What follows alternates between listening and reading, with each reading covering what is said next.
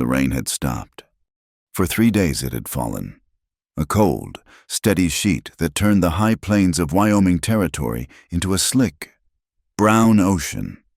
The sky was bruised purple and gray, the color of an old hurt. But a weak strip of yellow light promised the sun had not forgotten them. Cole Mercer felt the mud suck at his boots as he led his horse, a sturdy bay gelding named Drum. He walked the fence line that marked the northern edge of his ranch, the part that dipped down toward Cottonwood Valley. The air was sharp, washed clean, carrying the smell of wet sage and sodden pine. His hands, raw from the hemp rope and wet leather of the reins, were shoved deep into the pockets of his canvas coat. He was a man built for this place, quiet and broad-shouldered, with eyes that had seen too many winters and held on to a stillness that matched the land. He stopped, his gaze sweeping the valley below. The cottonwoods that gave the place its name were a pale, misty green, their new leaves unfurling like tiny, hopeful flags. His fence was mostly sound, a top rail splintered by lightning, a few posts leaning in the muck. Things a man could fix, things a man could understand. He worked with a quiet efficiency, his movements economical, wasting nothing. He set a new post, his muscles straining against the pull of the earth, the sound of the post maul a dull, solid chunk in the silence. This land was his, not by some paper deed filed in a dusty office, though he had that too, but by the sweat and solitude he had poured into it. It was a solitary life, and it suited him. But the solitude was thinning. Far to the east, a smudge of dark smoke stained the clean sky. It was the train. Miles away, on a high ridge overlooking that same valley, Red Hawk watched the iron snake. He sat motionless on his paint pony, a fresh antelope carcass tied behind his saddle. He was Lakota, and his face was a map of the wind and the sun. He had been returning from a long hunt, his mind on the empty drying racks in the village, when the sound had reached him. Not the familiar rumble of thunder, but a sharp, metallic clatter and a piercing shriek that set the prairie dogs to whistling. Now he watched it, the black engine, huffing steam like an angry bull, pushing 2 flat cars along a scar of fresh-cut timber and raw earth. It was testing the new line. Red Hawk felt a coldness settle in his gut. This was the thing the elders had spoken of, the line that Voss Rail and Mining was driving through the hills, aimed straight for the heart of the sacred lands.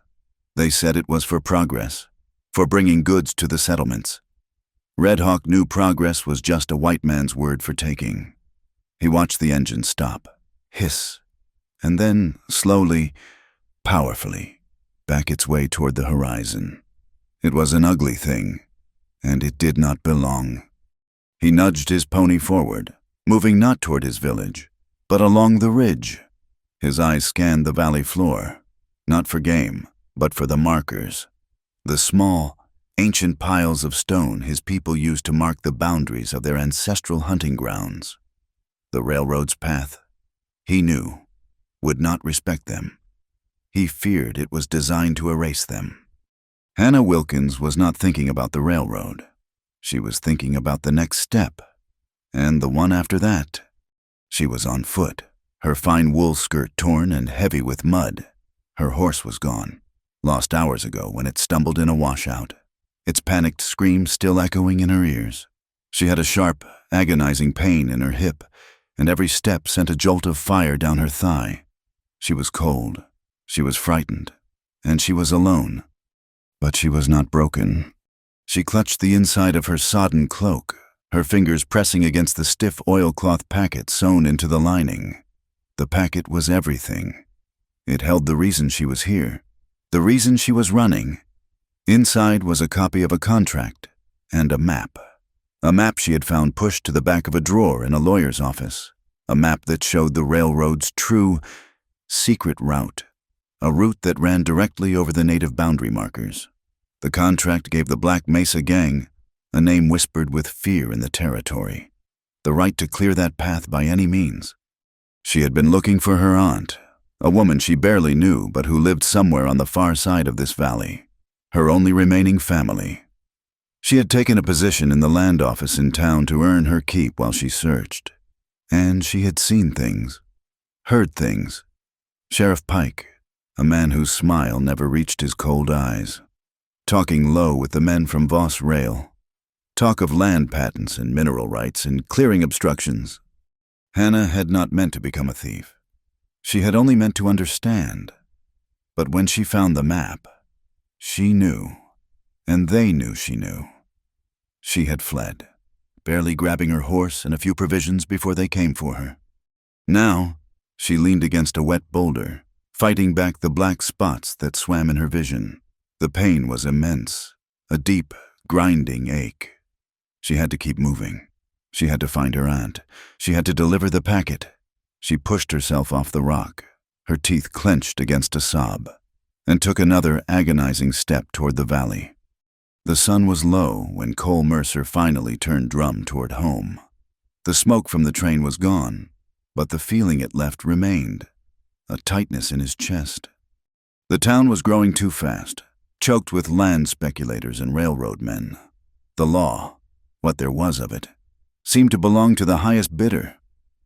Sheriff Pike wore a badge, but Cole suspected he took his pay from Cornelius Voss, the unseen president of Voss Rail and Mining. Voss was a name that hung in the air like gunpowder smoke, a promise of change nobody had asked for. Cole rode into his yard, the familiar shapes of his cabin and barn a comfort in the fading light.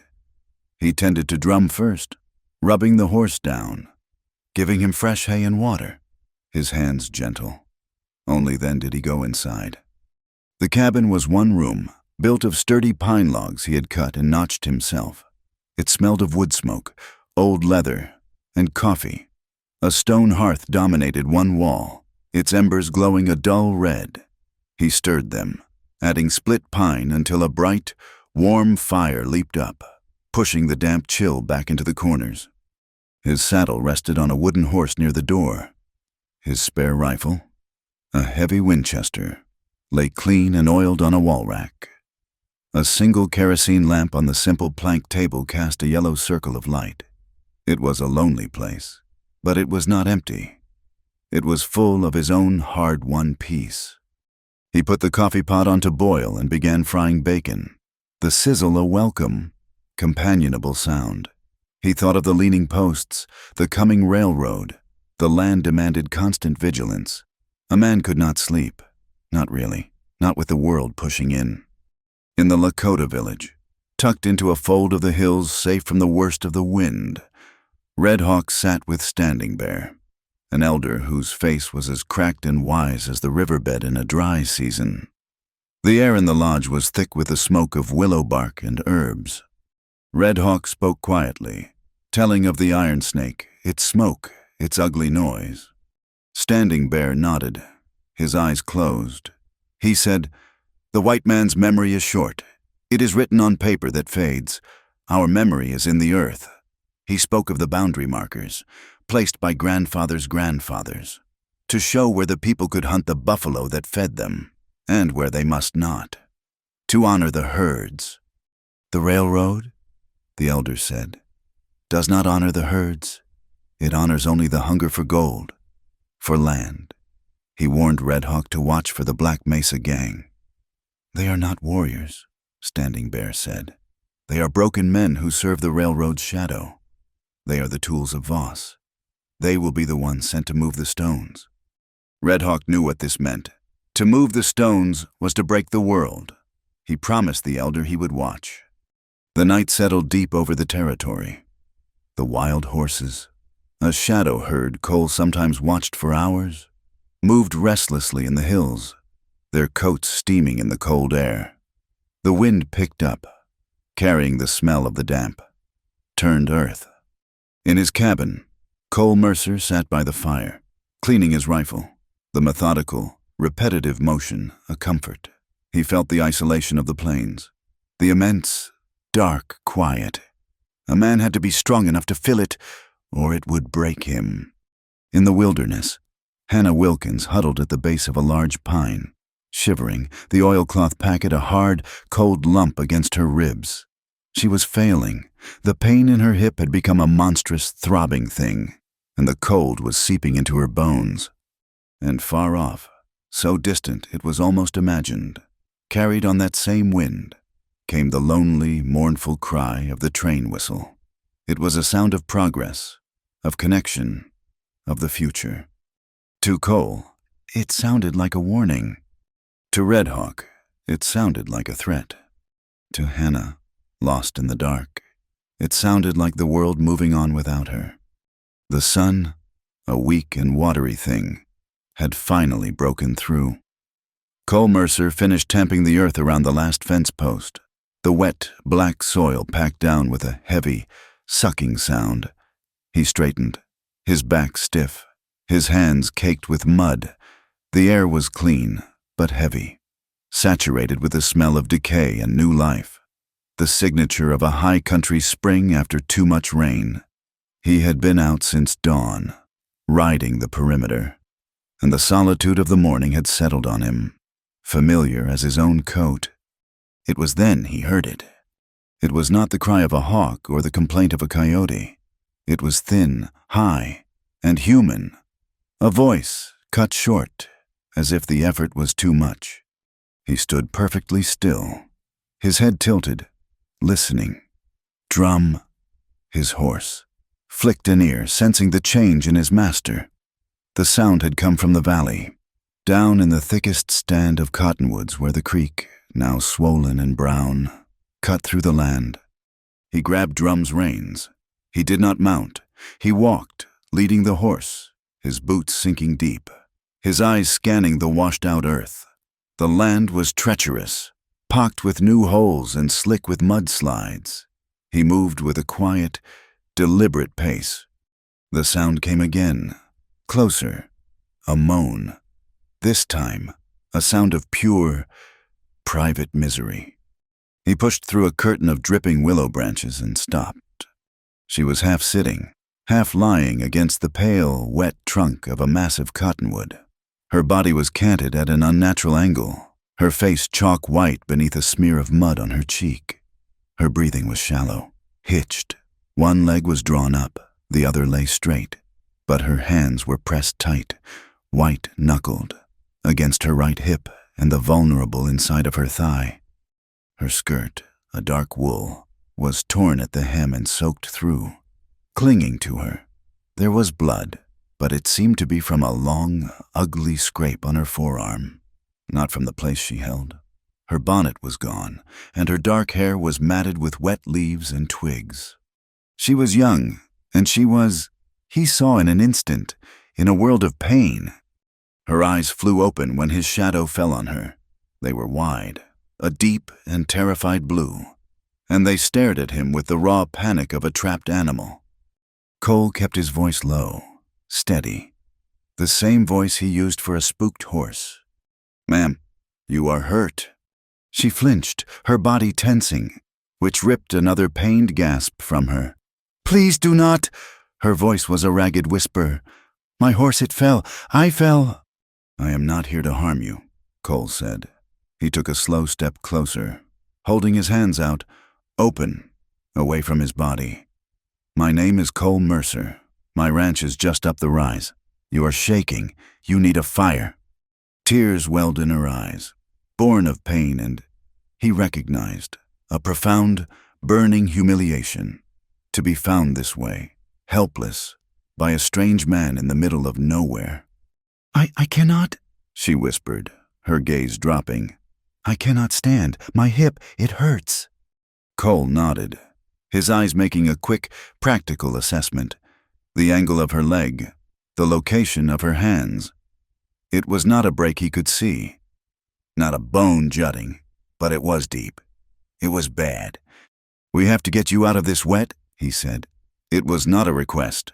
He moved closer, his mind working. He could not put her on Drum, not like that. The ride would be agony. His cabin was not far, perhaps half a mile.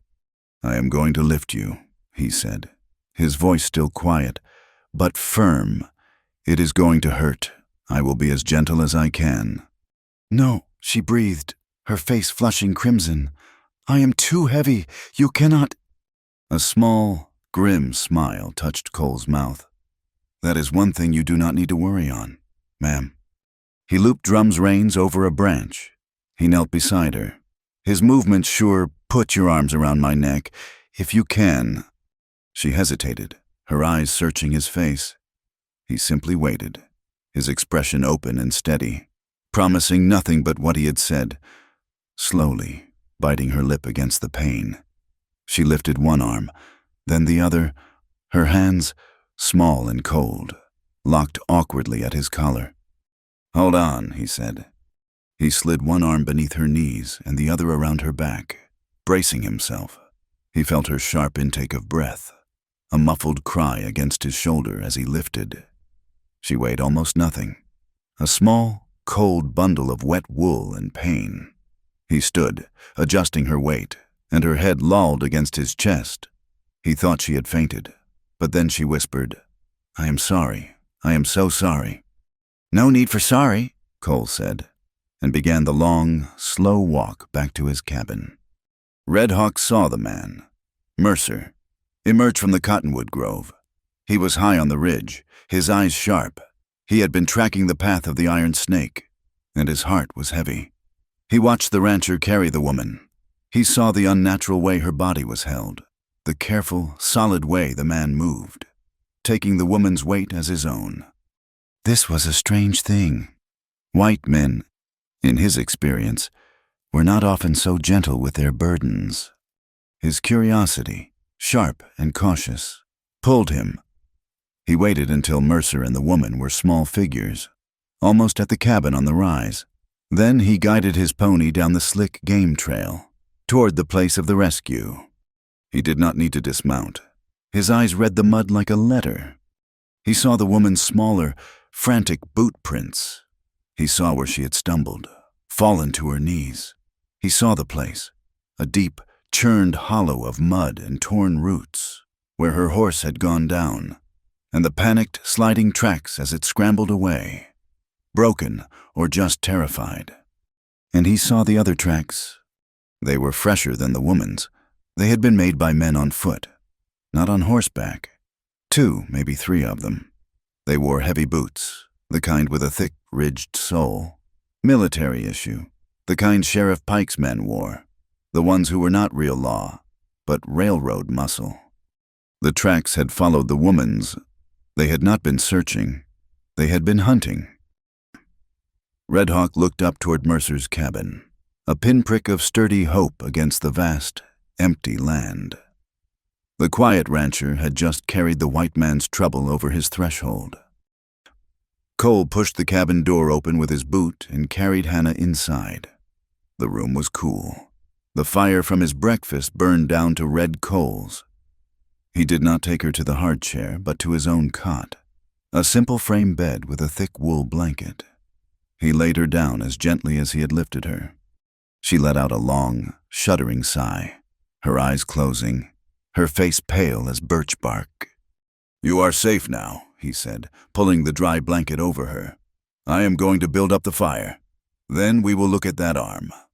He worked quickly, adding pine and then oak to the coals, blowing them to life. The fire caught, light and warmth flooding the small, clean room.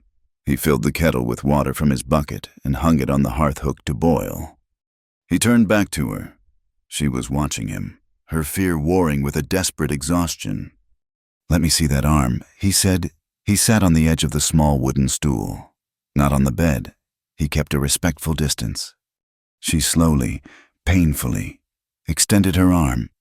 The wool of her sleeve was torn, caked with drying mud and blood. Cole took his knife, wiped it clean, and with a careful, steady hand, slit the sleeve open to the shoulder. The scrape beneath was long and raw, full of grit. He brought the basin, the hot water, and a bar of lye soap. This will sting. She nodded, her jaw set, and did not make a sound as he washed the dirt from the wound. His hands were large and calloused, scarred from rope and wire, but his touch was surprisingly light. As he worked, his hand brushed against her cloak, which was still fastened at her neck. He felt it, a hard, Square packet, hidden inside. He felt its stiff, waterproof oilcloth shell. His eyes met hers. He had felt it. She knew he had. He said nothing about it.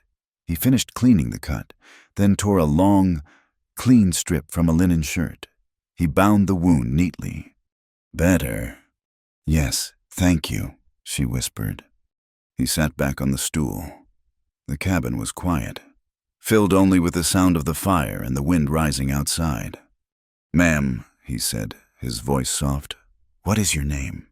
Hannah. Hannah Wilkins. Mr. Mercer. Cole. Cole, she tried again. I need to ask, am I near Cottonwood Valley? You are in it, he said. My ranch is the north edge. Her face, already pale, lost its last hint of color. Then they might still be looking. I was not just lost, I was running. Cole's stillness deepened.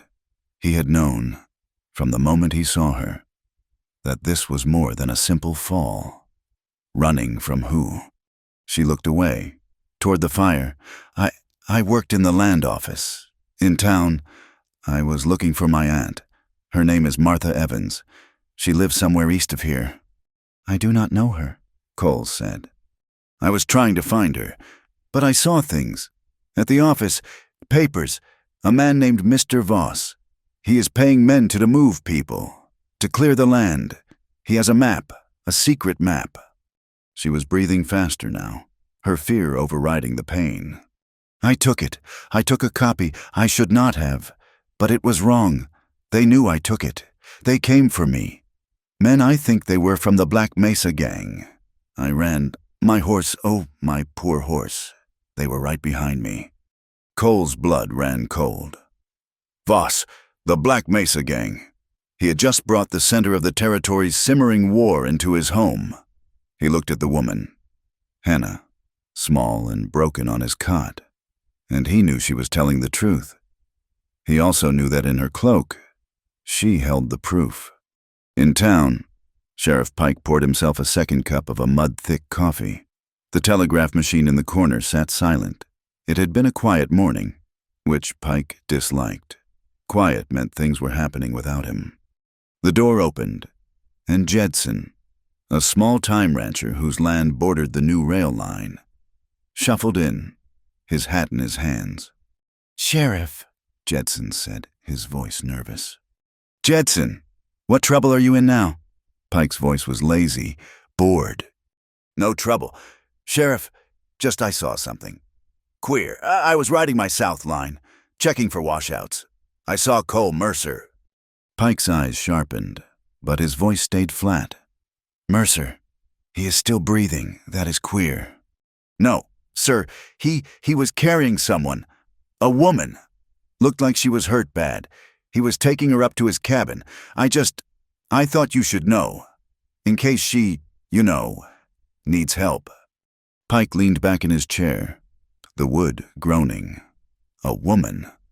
Hurt. At Mercer's, Mercer was a loner. Did not mix. And his ranch was right where the Voss survey crews had been complaining about squatters and native boundary markers. And that girl from the land office, the one Voss's man had quietly asked about, had vanished 2 days ago. Well now, Jedson, Pike said, showing his yellowed teeth in a smile. Is that not neighborly of you? Thank you for the report. Jedson, relieved, nodded and backed out of the office. Pike's smile vanished. He stared at the closed door for a full minute. He yelled to the back room. Miller. A deputy, younger and harder than Pike, appeared, buckling his gun belt. Ride out toward Mercer's place. Keep to the high ground. I want to know if he rides out. And I want to know if anyone else rides in. Do not be seen. Just watch. Miller nodded, his face blank, and left. Pike turned back to his desk. A strange woman. At Mercer's, he would let Voss know. Voss hated loose ends. Night fell heavy. Cole had made a thin broth, and Hannah had managed to drink half a cup. The firelight cast long, dancing shadows on the log walls. He had checked on Drum. locking the barn tight. He had brought his Winchester inside and leaned it against the wall by the door. Within easy reach. The train whistle cut through the night, louder this time, arrogant. Hannah flinched, her eyes wide. They are so close. They are, Cole said. He stood by the small, dark window, peering out into the blackness. He could see nothing but the reflection of the fire. That arm is one thing, he said, turning back to her. But your hip, you need a proper doctor. Dr. Whitby. In town. He is a good man. He keeps his mouth shut. Town, she whispered, her voice tight with panic. I cannot go to town. That is where Pike is. That is where they are. I know, Cole said. I will ride for him at first light. He will come here. It is too dangerous to ride those creeks in the dark anyway. He pulled his heavy canvas coat from its peg. What are you doing? I am going to sit by the door, he said. You get some sleep. No one is coming through that door tonight. He settled into the hard wooden chair, the one he usually used for meals. He did not stoke the fire. He let it burn low, filling the room with a dim, red glow. He did not want the light to be a beacon. He sat in the shadows, the Winchester resting across his knees. He listened to the night, the wind, the distant, unsettling cry of the train, and the quiet, pained breathing of the woman in his bed. Hannah watched him through half-closed eyes. She was in agony. The pain in her hip had settled into a deep, throbbing, sickening ache. But there was another hurt, a sharper, more specific pain, lower, in a place that made her face burn with shame just to think about. She had landed hard, twisted. She was terrified something was torn, something private. How could she tell this man, this stranger, this quiet, decent man who had rescued her, cleaned her arm, and now sat guard with a rifle in his lap? She had been so afraid of judgment, of being seen as a fool, or worse. But as she watched his broad back, silhouetted against the dying fire, she felt something else, his quiet, simple actions. He had not pried, he had not pushed, he had not looked at her with anything but a steady, respectful concern. He had called her ma'am. He had been gentle. In a world that had suddenly become sharp and brutal, his gentleness was a shock. It was a small, fragile seed of trust, planting itself in the worst possible soil. She held on to it, a single point of warmth in the cold, painful darkness. The cabin was thick with a silence that felt heavier than the darkness outside. Cole sat in the chair, the Winchester a cold, solid weight across his lap. The fire had burned down again, casting just enough of a red glow to turn the room into a place of deep shadows. He could hear the wind, a low moan around the chimney, and the quiet, strained breathing of the woman on his cot. He was not sleeping. He was listening. He had listened to the sounds of the plains for 10 years. He could tell the difference between a predator and prey, between the wind in the pines and the wind on the grass.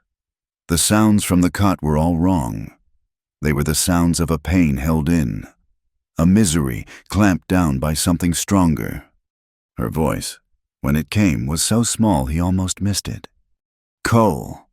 He did not move, but his eyes shifted to the cot. You are awake. I cannot sleep. Her voice was a thread, tight with humiliation. It is not just my hip or my arm. Cole waited. He knew, as a man knows when a horse is about to bolt, that she was on the edge of something. I am sorry, she whispered, and he could hear the tears in her voice now. It is a private place.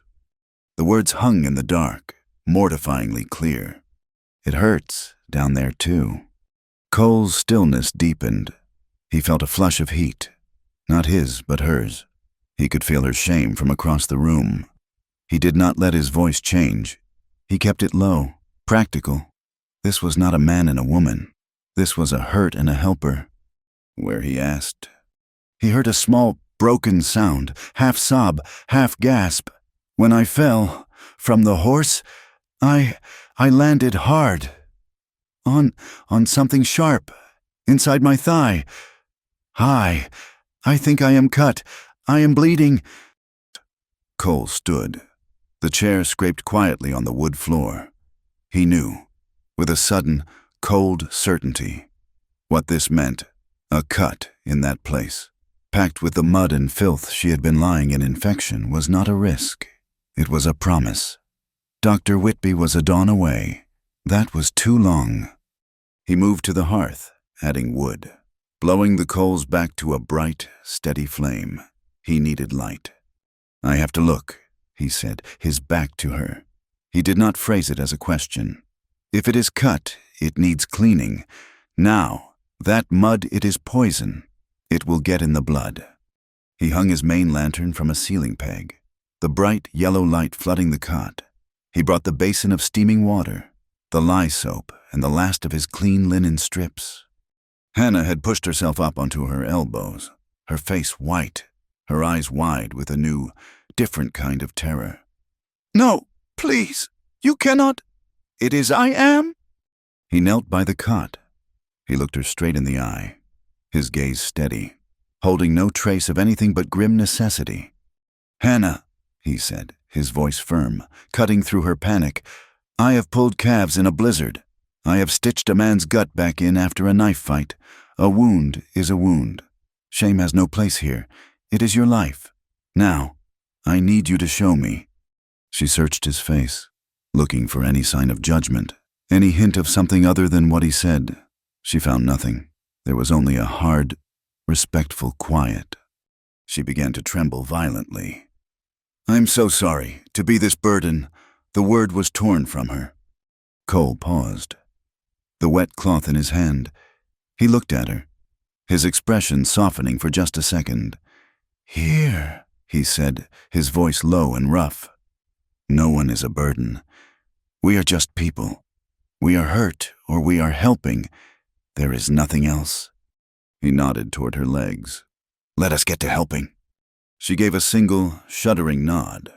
Her face flushed a deep, painful crimson, and she turned her head away, staring hard at the log wall, as if she could will herself through it. He gently, impersonally, pulled back the single wool blanket. Her wool skirt was still damp, torn and caked with mud. "You will have to move the skirt." Hannah, her hand, shaking so badly she could barely control it, slowly gathered the heavy, filth-caked wool, pulling it agonizingly aside. Cole pulled the fabric back and he froze. His breath stopped. This was not a scrape. This was not a simple cut. It was a long, deep gash, high on the tender skin of her inner thigh, perilously close to the very center of her. It was swollen, angry red, and packed with black mud, pine needles, and dried blood. It looked as if she had been impaled on a sharp branch or a shard of shale. For 1 second, the sheer, terrible intimacy of the wound, its location, its severity, hit him. He saw the world of trouble this represented. Then the rancher took over, the man who fixed what was broken. "Hold still," he commanded. His voice was different now. All business, all focus. The awkwardness was burned away by the immediate, critical danger. "This will hurt. Do not move." He dipped the cloth. He knew he had one chance to clean it properly. His large, calloused hand was impossibly steady. He separated the torn flesh and began, his touch firm, methodical, and utterly detached. He cleaned the grit, the bits of leaf, the black mud. Hannah did not scream. She made a high, thin hissing sound through her clenched teeth. Her knuckles were white, gripping the thin mattress, her whole body rigid as iron. Cole worked, his face a mask of concentration in the lantern light. He washed, he rinsed, he washed again, until the wound was raw and clean, weeping bright, healthy blood. "It is deep," he said, his voice tight, "but it is clean." He pressed a thick, folded square of linen into the cut, applying hard pressure. "Hold this. Hard." She did, her other hand coming up to clamp over his. their hands pressing the bandage to the wound together for a long moment. He pulled his hand away, and hers stayed, trembling but firm. He quickly, efficiently, wrapped another long strip of linen around her thigh, securing the compress, binding it tight. He pulled the blanket back over her, covering her completely. He stood, took the basin of dark, fouled water, and dumped it into the ash bucket by the fire. The intimacy was over, sealed. Hannah lay shaking, silent tears of pain, humiliation and profound relief cutting clean tracks through the mud on her cheeks. Cole returned to his chair. The rifle went back across his knees.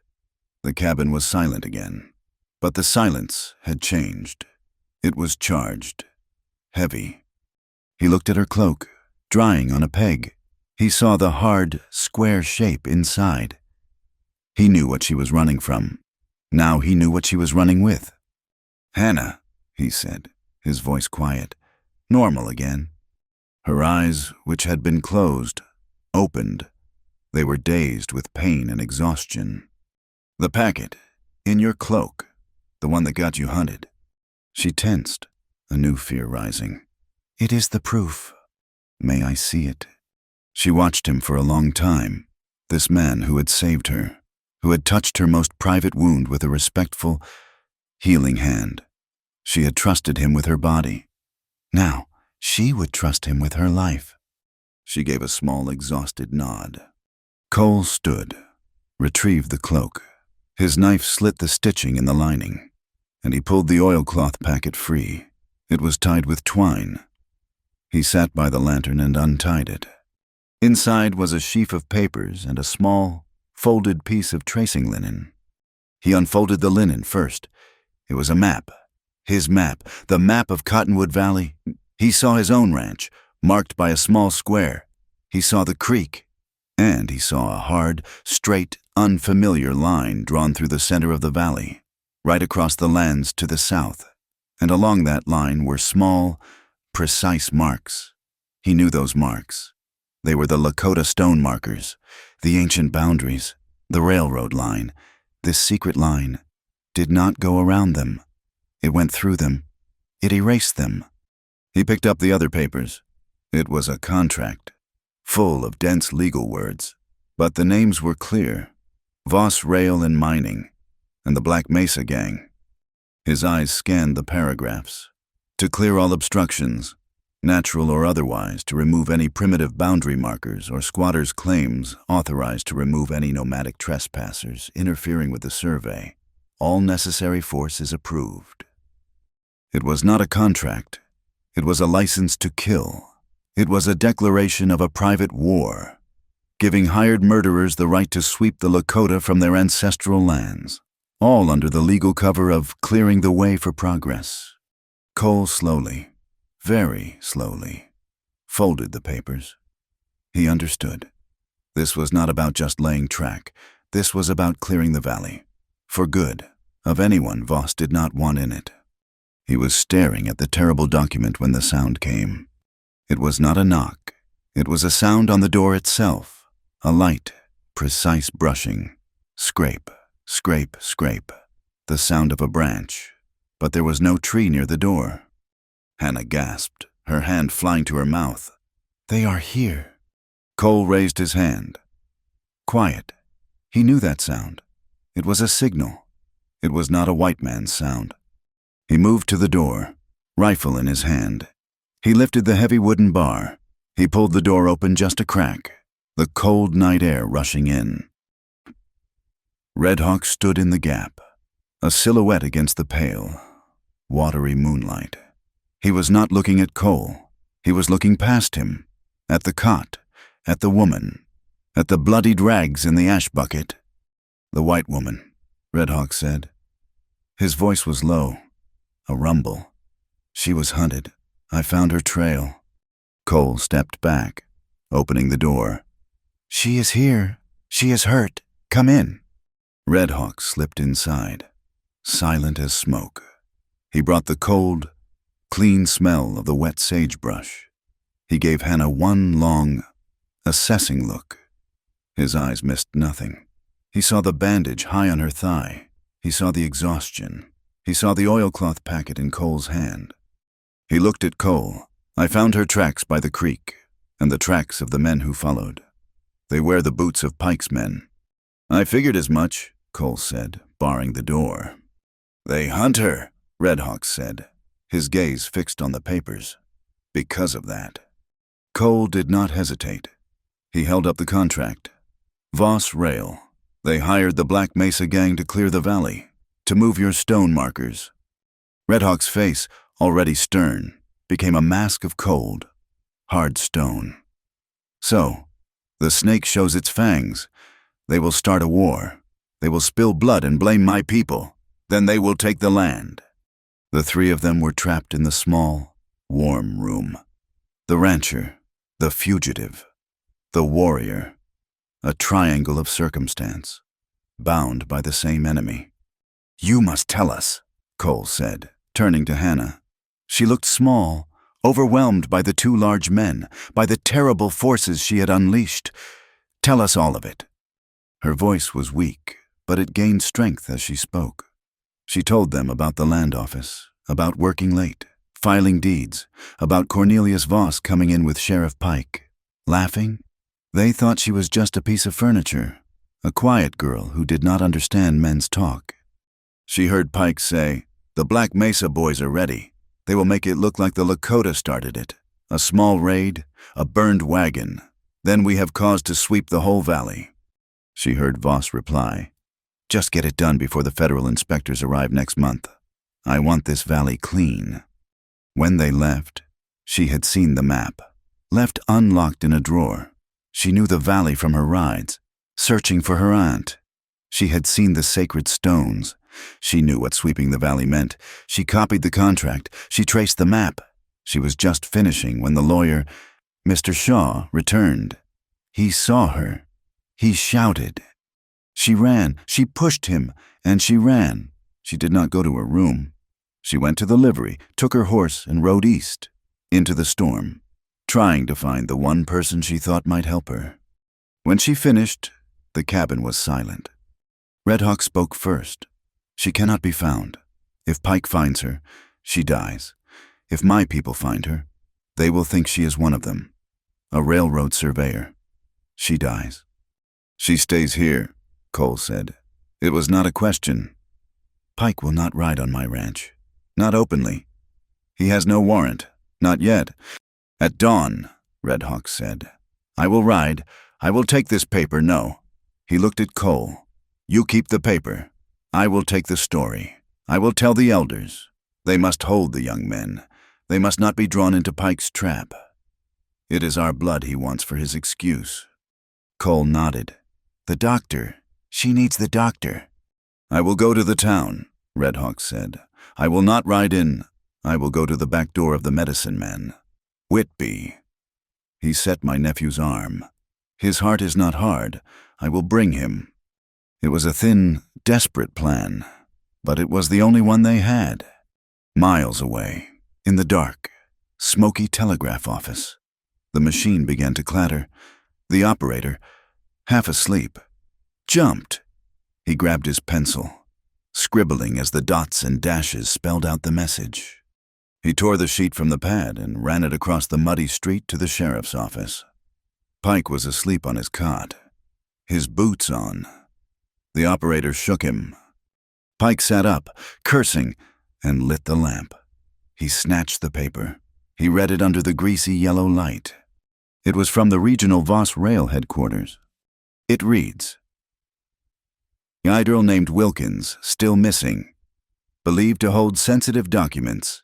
Find her. Retrieve property. Silence the situation permanently.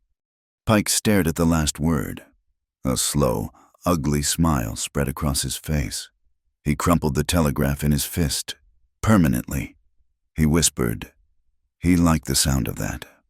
Back in the cabin, Red Hawk was gone. He had slipped out as quietly as he arrived.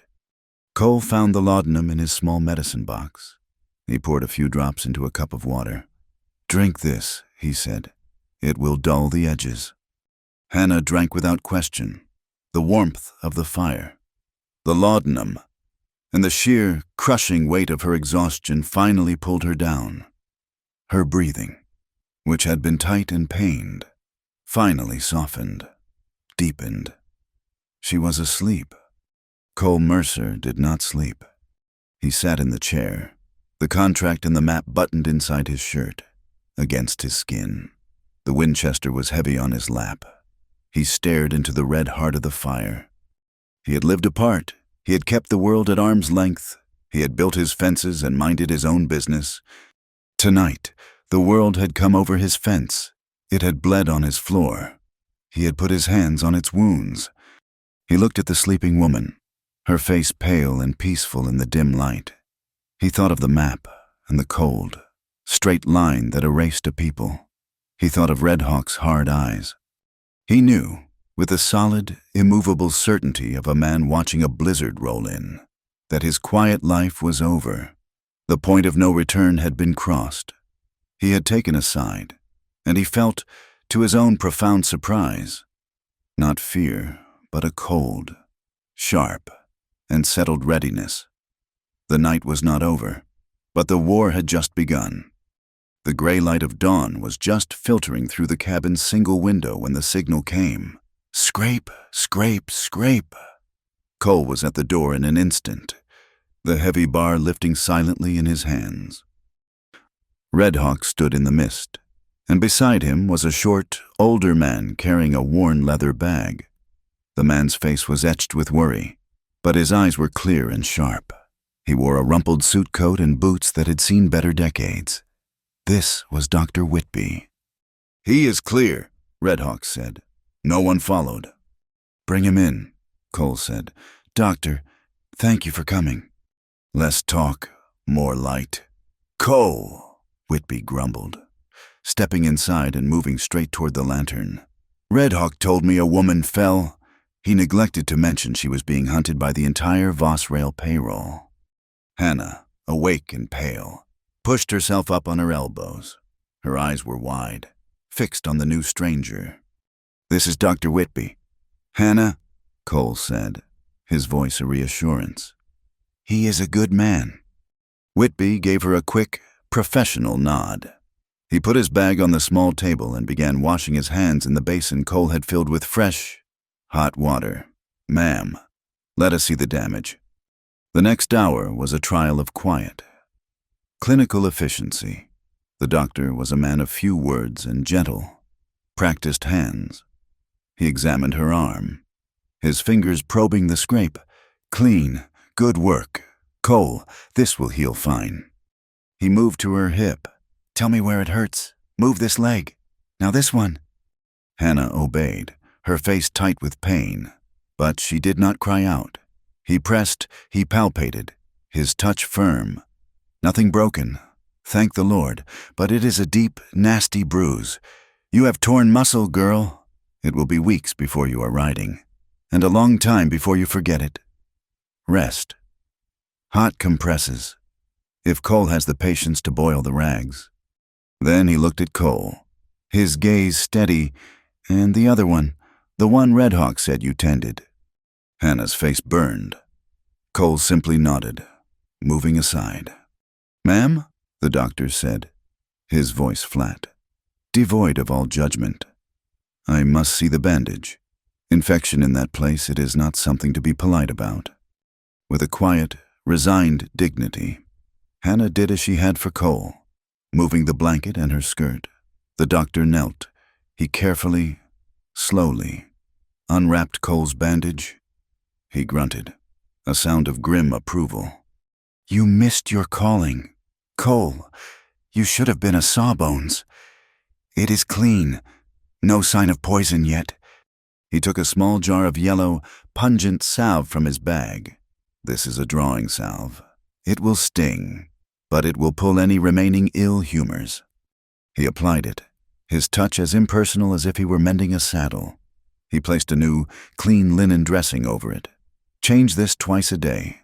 Boil the rags after. And stay off your feet. Am I understood?"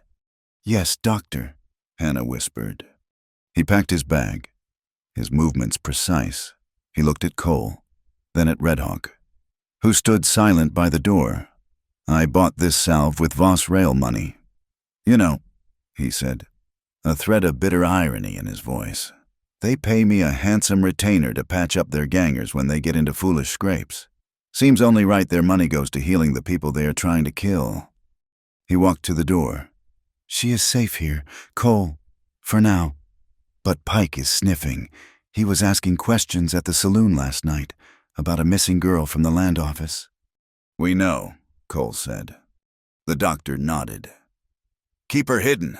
I will say I came out here for a fever you had, a bad one. It will buy a day. Maybe two." He stepped out into the mist. "Red Hawk, I trust you can see me home without my buggy leaving tracks." Red Hawk nodded, and the two men vanished into the gray. Miles away, in the heart of the Lakota village, Red Hawk stood before the Council of Elders. Standing Bear sat at the center, his face a landscape of time. Red Hawk spoke, his voice low and clear. He told them of the woman, Hannah. He told them of the tracks. And he told them of the paper, the snake's contract, that Cole Mercer held in his cabin. "It is as we feared," he said. "They will use the Black Mesa men. They will create a fire, and they will blame us for the smoke. They want our young men to ride. They want a war." A hot-blooded warrior named Stonefist stood, his hands clenched. "Then let us ride. Let us meet these boot-wearers and show them Lakota steel. We cannot wait for them to burn our dead." Standing Bear raised one gnarled hand. Silence fell. "You speak with the fire of youth. Stonefist," the old man said, his voice a dry rattle. "But the white man is not a buffalo. You cannot charge him head-on. He is a flood. He will break you." He turned his clouded eyes to Red Hawk. "You say this rancher, Mercer, holds the paper. He holds it. He holds the woman. He is a quiet man, but his rifle is clean. He will stand," Red Hawk said. "Good. Let the white man see his own poison. We will wait," Standing Bear declared. "There will be no blood spilled by our hands. Not first." He paused, and his voice became hard as granite. "But tell the young men to fletch their arrows. Tell them to clean their rifles. We will not start this, but if one hand, one white hand, lays hold of our stone markers to move them, then we will stand. Then we will finish it." Back at the ranch, the day grew tense, the mist burned off, and a bright, nervous sunlight filled the valley. Cole had moved Hannah from his cot to a pallet of blankets nearer the fire. She sat propped up, the contract papers in her lap. "It is this part," she said, her finger tracing the careful script. "Authorized to remove any nomadic trespassers interfering with the survey." "Nomadic trespassers," Cole said, his voice flat. He was cleaning his Winchester, the oiled rags sliding in a smooth, repetitive motion. That is what they call them. A man can live his whole life where his grandfather was born. And he is a trespasser, but a man with a piece of paper from 1,000 miles away. He is an owner. It is a world turned upside down. "It is a license," Hannah whispered, her eyes dark. "It is a legal way to call murder progress." Cole finished his work. He set the Winchester by the door. He turned and went to his saddlebags. He pulled out a smaller weapon, a Colt Navy revolver, light and balanced. He checked the cylinder. It was loaded. He walked over to Hannah. He laid it on the blanket beside her. She stared at it, her hands recoiling. "I cannot. I have never. I would not know how." "You will know," Cole said. His voice was not harsh, but it was unbending. "Pike is not coming here for a polite talk. The men who hunt you are not coming to arrest you. They are coming to finish a job. I cannot be everywhere. I cannot be by this fire and at the fence line at the same time." He picked up the gun. "Hold out your hand." She did, trembling. He placed the gun in her palm, folding her fingers around the grip. "Feel the weight. It is not a toy. It is a tool. This is the trigger. This is the hammer. You pull this back." He demonstrated, his thumb sure and strong. "Then you point, and you squeeze. You do not jerk. You squeeze. I am afraid I will hurt myself. Or you. You will be more afraid when a Black Mesa man is standing in that doorway. Cole said, I will be outside. You will stay by this window. I will set a can on the fence post. You will not hit it. That is not the point. The point is to make the sound. The point is to know how to make the sound. The point is to make them know you can make the sound. He took her through it 3, 4 times. The loading, the aiming, the feel of the trigger. A quiet trust was being built, forged not over coffee and conversation, but over the cold, hard reality of the steel in her hand. He was trusting her not to be foolish. She was trusting him with her survival. He went outside. He placed a tin can on the fence, 50 feet away. He stood by the barn, his arms crossed. Now he called. Hannah, her face pale, dragged herself to the open cabin window. She rested the heavy barrel on the sill. She pulled back the hammer, the click echoing loud in the small room. She closed her eyes, aimed in the general direction, and squeezed. The explosion was deafening. The gun bucked in her hand, slamming her wrist against the wood. The smell of sulfur and smoke filled her nose. She opened her eyes. The can was untouched, but the sound, a sharp, violent crack, rolled across the valley. A declaration. Again Cole yelled. She did it again and again, until the cylinder was empty. She was shaking when Cole came back inside, her arm aching. Good, he said. He took the gun, reloading it with calm, economical movements. You are a terrible shot. That is fine. You were not aiming to hit. You were aiming to be heard. He placed the loaded revolver back on the blanket within her reach. Now, you are no longer helpless. Later that afternoon, the riders came. Cole saw them first.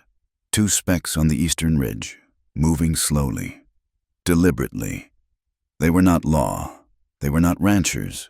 They rode with a loose, arrogant slouch. He grabbed his Winchester. Hannah, stay away from the window. Keep that Colt near. He stepped out onto the porch. He did not hide.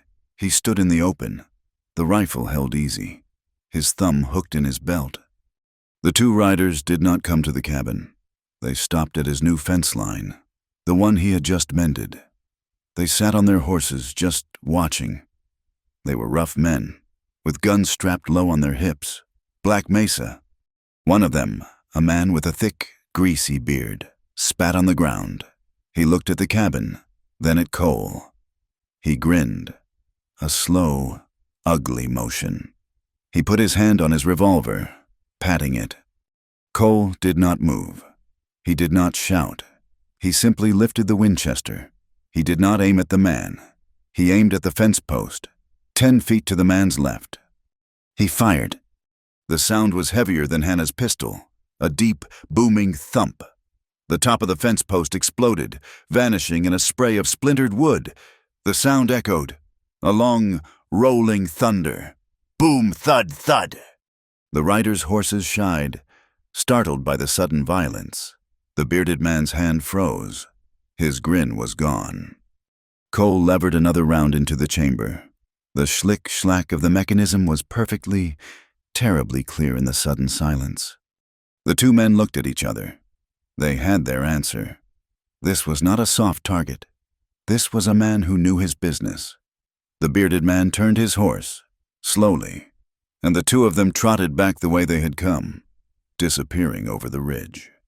Cole stayed on the porch for a long time, watching the empty ridge, his rifle heavy in his hands. The first probe was done. The next would be harder. In town, Sheriff Pike tacked a freshly printed sheet to the notice board outside his office. Wanted. Hannah Wilkins. For theft of private documents and company script from the regional land office. $100. Alive. He stepped back, admiring his work. The alive part was his own touch. It made it all sound legal. It made it seem like he wanted to bring her to justice, not to a grave. He knew the bounty hunters and Black Mesa men would understand the true meaning. $100 was a lot of money to make a problem disappear. As dusk fell, Red Hawk was moving. His earlier report had been heard, but his spirit was not settled. The contract spoke of clearing the line. He needed to see that line. He moved like a shadow through the deep gullies and pine stands that bordered the railroad's new scar. He found their camp, a messy collection of tents and wagons, and gave it a wide berth. He followed the freshly laid tracks, a raw, ugly wound on the earth. He found it near a creek crossing, where the tracks had to pass through a high, narrow cut in the rock. Tucked under a canvas tarp, hidden behind a pile of coal, were the crates. They were small, wooden, and stenciled with a stark, simple word, dynamite. He counted them, 10, 20 crates, enough, he knew. Not just to blast a path, but to level a mountain, or to send a very loud, very final message. This was the necessary force. This was the power Voss would use to back up his stolen paper. Red Hawk melted back into the trees. He had to tell Cole. The snake was not just fanged. It was coiled, and it was ready to strike. The last light of the day slanted through the cabin window. The tension was a living thing in the small room. Cole was outside, checking on Drum, his eyes on the darkening ridges. Hannah, her leg throbbing, her arm aching, pulled herself to the door. She looked at the raw, muddy patch of earth by the step. Yesterday, in the rain, she had seen them, a few tiny, purple wildflowers, no bigger than her fingernail, their heads bowed but not broken by the storm. She hobbled out, leaning heavily on the doorframe. She knelt, her hip sending a jolt of fire up her side. She ignored it. With her good hand, she carefully dug up 3 of the tiny, resilient flowers, their roots clinging to the black mud. She replanted them right by the cabin step, where the meager light from the fire would touch them. It was a small, foolish, hopeful gesture, a small patch of beauty in a world that was becoming hard and ugly. It was an act of faith. It was her planting a root, claiming a piece of this hard land as a place to heal. A place to stand. Cole came back as she was finishing. He stopped, watching her. He did not speak. He just watched her pat the dark earth around the tiny, fragile purple flowers. It was a hope so small. It hurt to look at. The night air in the cabin was thick with the new, sharp smell of dynamite. Red Hawk had delivered his news of the explosives, his voice low and flat, and the information settled in the room like a cold stone. So, Cole said, his voice quiet, it is not just a land grab. It is a threat. They mean to blow those markers off the earth, and if anyone stands in the way, they will blow them away too. They will use it to frighten the town, Hannah whispered, her hand on the loaded Colt that now sat on the table beside her. They will set off one charge and say it was the Lakota, a pretext. Red Hawk nodded, his gaze fixed on the dying fire. They make the thunder. They blame the sky. A new, hard plan was forged in the small, dark room. The 3 of them were a silent council of war. They could not wait. They had to move. We split the watch, Cole said. I know these hills. I know where the Black Mesa boys will ride. I will track their patrols, see their numbers, learn their habits. I will watch the Iron Snake, Red Hawk said. I will stay close to the tracks. I need to know when that dynamite moves. And I will watch the railhead. See who comes, who goes. And me, Hannah asked, her voice stronger than it had been days ago. Cole looked at her. Her face was still pale, but the fear in her eyes had been replaced by a low, burning anger. You heal, he said. You are the proof. You are the one who saw. Your mind is the one thing they cannot shoot from a distance. You stay here. You keep this cabin. You are the home we are fighting for. The next days fell into a tense, exhausting rhythm. Dawn found Cole gone, slipping into the high ridges like a ghost, his Winchester in his hand. Red Hawk would appear and disappear, sometimes a shadow at dusk, sometimes a whisper in the pre-dawn, bringing news. The dynamite had not moved. 3 new men had joined the Black Mesa camp, Sheriff Pike had ridden out to the railhead twice. In the cabin, Hannah healed. The deep, agonizing pain in her hip and thigh was easing, replaced by a dull, persistent ache. The cut, tended with the doctor's salve and Cole's clean bandages, was closing, knitting itself together. She was no longer a patient. She was a partner. She took over the cooking, her movements slow and careful as she moved between the hearth and the table. She found Cole's small stock of beans, flour, and smoked bacon. When he returned, exhausted and grim after a day of tracking, a hot meal was waiting. She cleaned his rifle with the same methodical care he had taught her. She read the stolen contract over and over, memorizing its poison, scribbling notes on a spare sheet of paper with a nub of charcoal, clarifying the legal words into simple, terrible facts. The small cabin, once a bastion of solitude, became a shared space. It was full of the smell of her, a clean, soapy scent that cut through the old smells of leather and wood smoke. Her small, brave purple flowers by the doorstep held on, a stubborn splash of color. One evening, she was sitting at the table, the papers spread out, her face tight with frustration. Cole sat opposite, cleaning the mechanism of his revolver. The silence was comfortable, worn. "It is the way they write it," she said, her voice low, as if Red Hawk's people are not people at all. "Nomadic trespassers, obstructions. It is like they are rocks or weeds to be cleared." Cole stopped his work. He looked at her, at the frustration and hurt in her face. He reached across the small table and laid his large, calloused hand over hers, the one that was clenched into a fist on top of the contract. His hand was warm, solid, a world of reassurance in one simple touch. He did not say anything. He just held her hand. Hannah's fist slowly uncurled under his. She turned her hand over, lacing her small, healing fingers with his. They sat like that for a long time as the fire burned low. The contract forgotten between them. The world outside was full of dynamite and murderers. But in the small circle of lantern light, there was only this, a quiet, unbreakable connection. He banked the fire for the night. She lay on her pallet. He took his, on the other side of the hearth.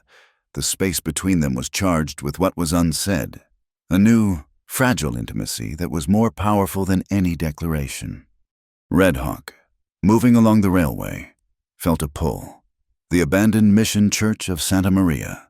It stood on a low hill, its adobe walls crumbling, its bell tower silent.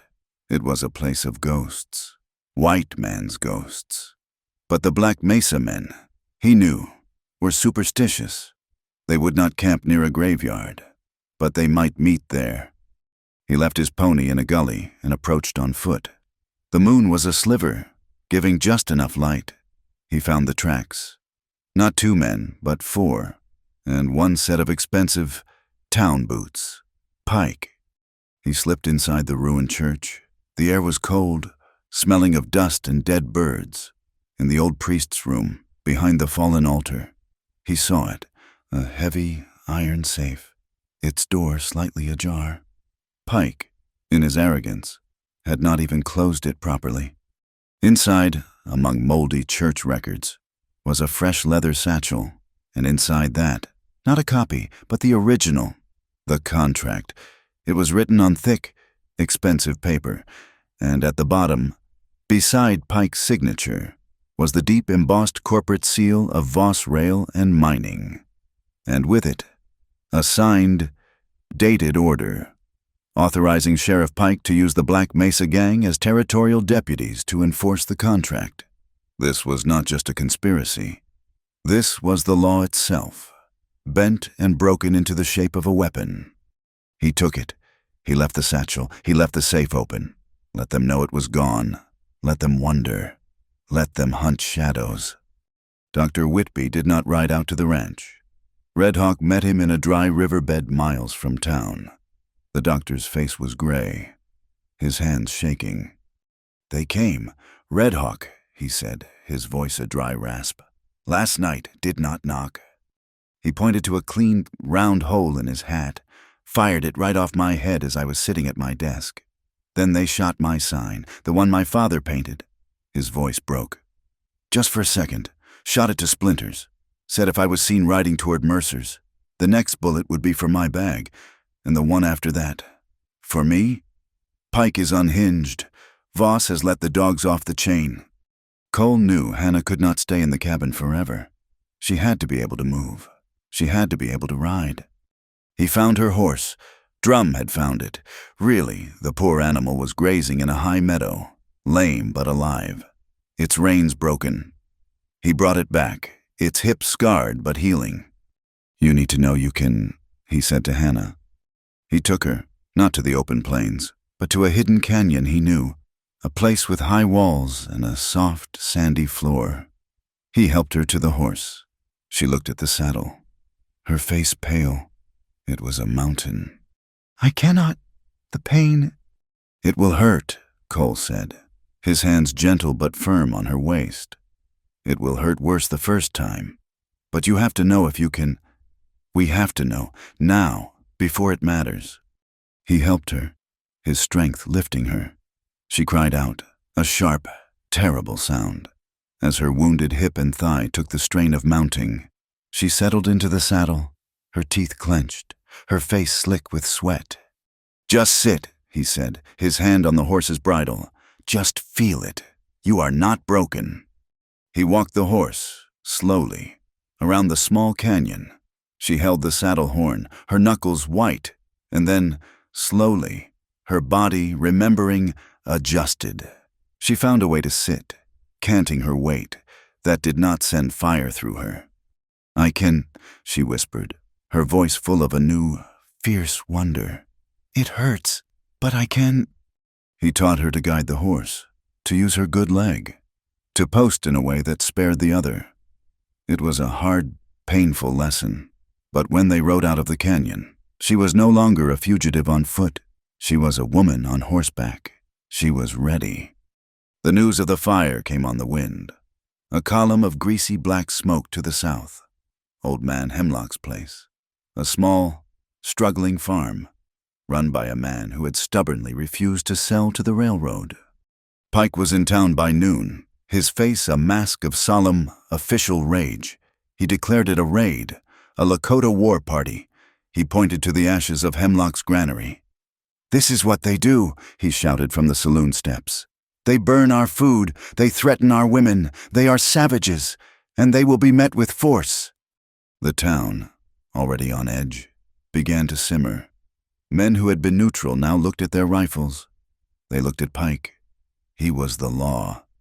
He would protect them. Red Hawk rode like the wind to his village. He found the war drums beating. Stonefist was painted, his men ready, their ponies nervous. "They have burned," Hemlock's grain Stonefist roared. "They blame us. They will ride here next. We must strike first." No Red Hawk's voice cut through the drums. He strode into the center of the council, his face a mask of cold fury. He held up the paper from the church. "This is their plan," he shouted. "He wants you to ride. He burns a white man's grain and calls it our arrow. It is a false flag." He told them of the doctor, his sign shot to pieces. He told them of the dynamite, waiting, and he held up the paper with the Voss seal. "We have his own words, his own stamp. This is not a war. This is a crime. You ride now. You are a murderer. We wait. We use this. We show the other white men, the ones in the town, the ones who are just afraid, that their own law is the real snake." Standing Bear stood, his old eyes on Red Hawk. He looked at Stonefist.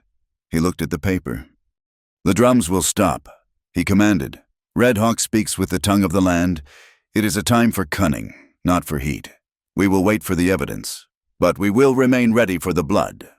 That night, the sky was a miracle. The last of the storm clouds had been scoured away, and the stars were a vast, glittering ocean of cold fire. So close a man felt he could reach up and catch them. Cole and Hannah stood outside the cabin. The tension of the day, the news of the fire, the threat to the doctor. It all hung in the cold, clear air. I was so afraid, Hannah said, her voice small, her gaze on the sweep of the Milky Way. When I was running, in the dark, I was not afraid of them killing me. Not really. She turned to him, her face bathed in the pale starlight. I was afraid of being found like this. Weak, useless, a burden, the thing a man has to rescue and then resents. Cole looked at her. He saw the strength that had gotten her through the fall, the pain, the humiliation, the fear. He saw the woman who had learned to shoot a gun, who had learned to ride through agony. Before you came, he said, his voice rough, this place was quiet. I thought it was peace. I built this cabin. I built the fences, and I was alone. It was a loneliness so big. Hannah, I did not even have a name for it. It was just the way the world was, the air I breathed. He stepped closer to her, his shadow falling over her. You are not a burden. You are the first thing that has been real in this valley in 10 years. She looked up at him, her eyes searching his. The space between them was electric. Cole, she whispered, I do not know what happens tomorrow. I do not either, he said, but I know I am not going anywhere. He looked out at the valley, his jaw set. I will stay. She nodded, a small, fierce movement, a promise sealed in starlight. I will stay, too. I will stay when things get hard. The words were barely out of her mouth when a sound, a frantic, desperate pounding of hooves, came from the darkness. It was not a patrol. It was a single rider, coming hard. Cole had his rifle up, Hannah's hand on her pistol, when Red Hawk burst into the moonlight, his pony slick with sweat. He did not dismount. He hauled the horse to a stop, his eyes wild. The train, he gasped, his chest heaving. The dynamite. They are not waiting. They are loading it now. A single engine. 3 cars. They are bringing it to the valley. Tomorrow. They mean to end this tomorrow. The night was a high, cold vault of stars, and the warning from Red Hawk had frozen them in its light. For a moment, the 3 of them, Cole, Hannah, and Red Hawk, stood in the moonlight, the gravity of the news pressing the air from their lungs. Now Cole's voice was a low rasp. He is moving it now. Red Hawk nodded, his pony shifting beneath him. It moves slow, under the dark. It is an engine. 3 cars. They will sit at the pass, the one that overlooks the valley, until first light. Then they roll down. Pike and his men will be waiting. They mean to blast the stone markers at dawn. The plan was not spoken. It was born of necessity, a hard, sharp thing in the cold air. They could not wait for dawn. They had to stop the train. Where, Cole asked, his mind already moving, calculating. There is a cut, 2 miles east, Red Hawk said. The track curves sharp along the rock wall. There is a service switch there. For a spur line they abandoned. If I can get to it, I can throw it. Or I can break it. It will stop them. I am going for the dynamite, Cole said. He was already moving toward the barn, toward his saddle. I will stop the Iron Snake, Red Hawk said, turning his pony. You get the proof. I am coming with you. Hannah's voice cut through the men's plans. She stood by the cabin door, her face pale but set. The loaded Colt was in her hand. Cole stopped, turning. No, you are not healed. This is not a fight for you. It will be dark. It will be fast. You need someone to hold the horses, she said, her voice steady, refusing to be argued with. You need a watch. You taught me to ride through the pain. You taught me to shoot. We stay together. That was the promise. Cole, I am not staying here to wait. He looked at her. He saw the woman he had pulled from the mud, but she was gone. In her place was this person, forged in pain and fear, and she was hard as steel. He gave a single, sharp nod. Get your horse. They rode as one. 3 shadows against the sagebrush. The sound of their horses' hooves a frantic, muffled drumbeat against the earth. They did not speak. The moon was their light, a pale, cold lantern that made the world a thing of silver and black. Hannah rode with her teeth clenched, every jolt sending a spike of fire from her hip up her back. But she did not slow. She matched Cole's pace, her gaze fixed on his broad back. They reached the cut, a deep, man-made canyon blasted through the rock.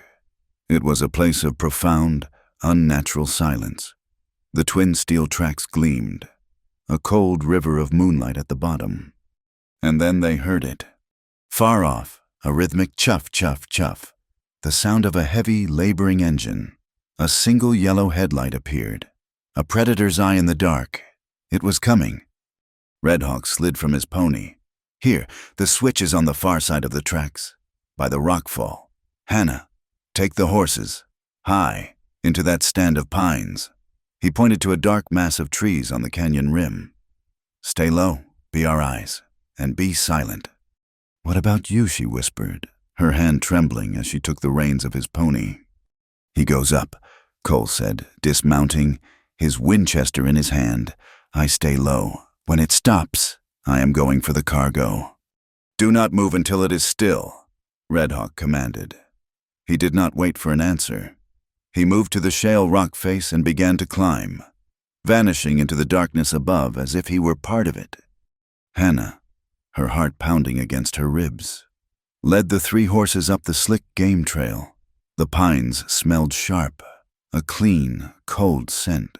She found a hollow, a place of deep shadow, and pulled the horses in, her hand moving from muzzle to muzzle, calming them, keeping them quiet. Her hip was screaming, a dull, fiery roar, but the adrenaline burned hotter. She peered through the branches, her pistol in her hand. Below, Cole flattened himself into a shallow cleft in the rock wall, just yards from the track. He was part of the stone, motionless. The train whistle shrieked, a high, mechanical, violent sound that bounced off the rock walls, a sound of invasion. The chuff, chuff, chuff grew louder, shaking the very ground. The engine, black and monstrous, steamed into the cut. It was moving slow, heavy with its load. 1 engine, 2 flat cars piled with tools and rails, and then a single, locked boxcar. Behind it, a small red caboose, its windows dark. Suddenly, a terrible sound, a high metallic scream of steel grinding on steel.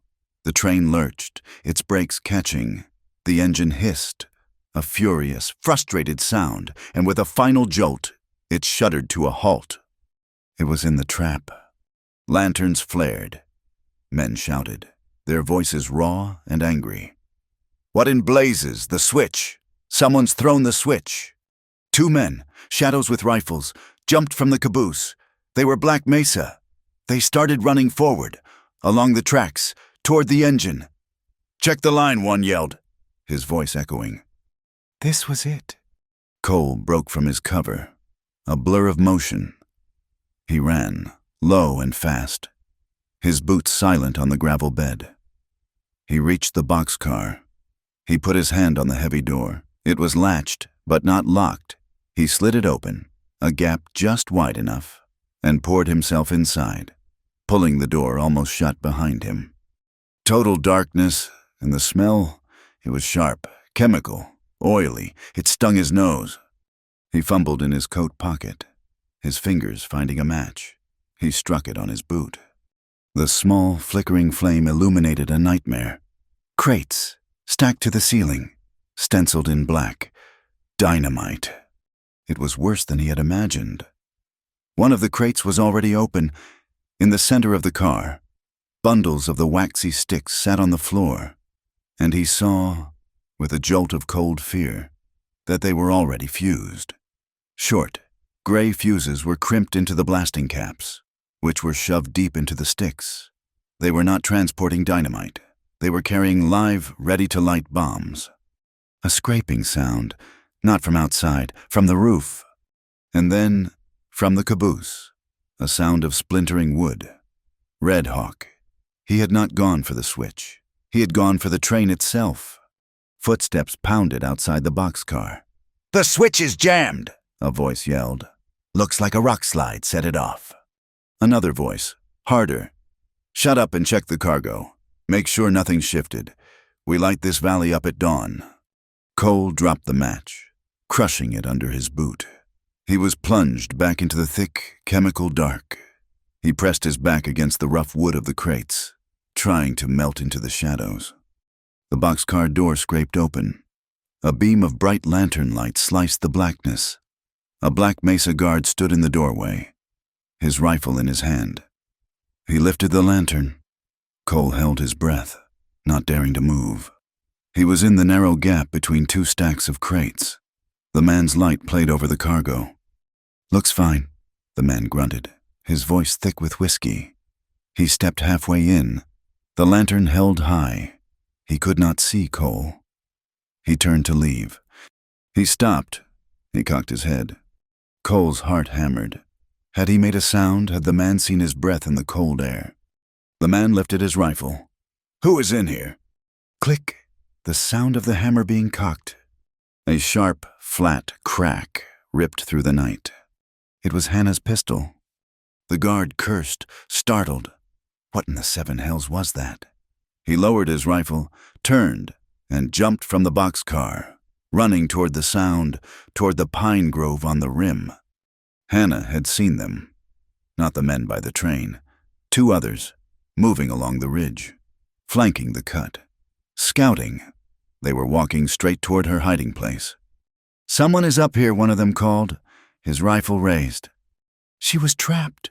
The horses were shuffling, nervous. She could not run. She remembered Cole's words. "You were aiming to be heard."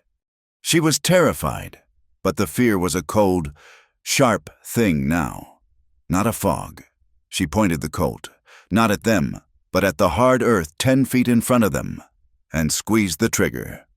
The shot was her answer. The men dove for cover, firing blindly into the trees.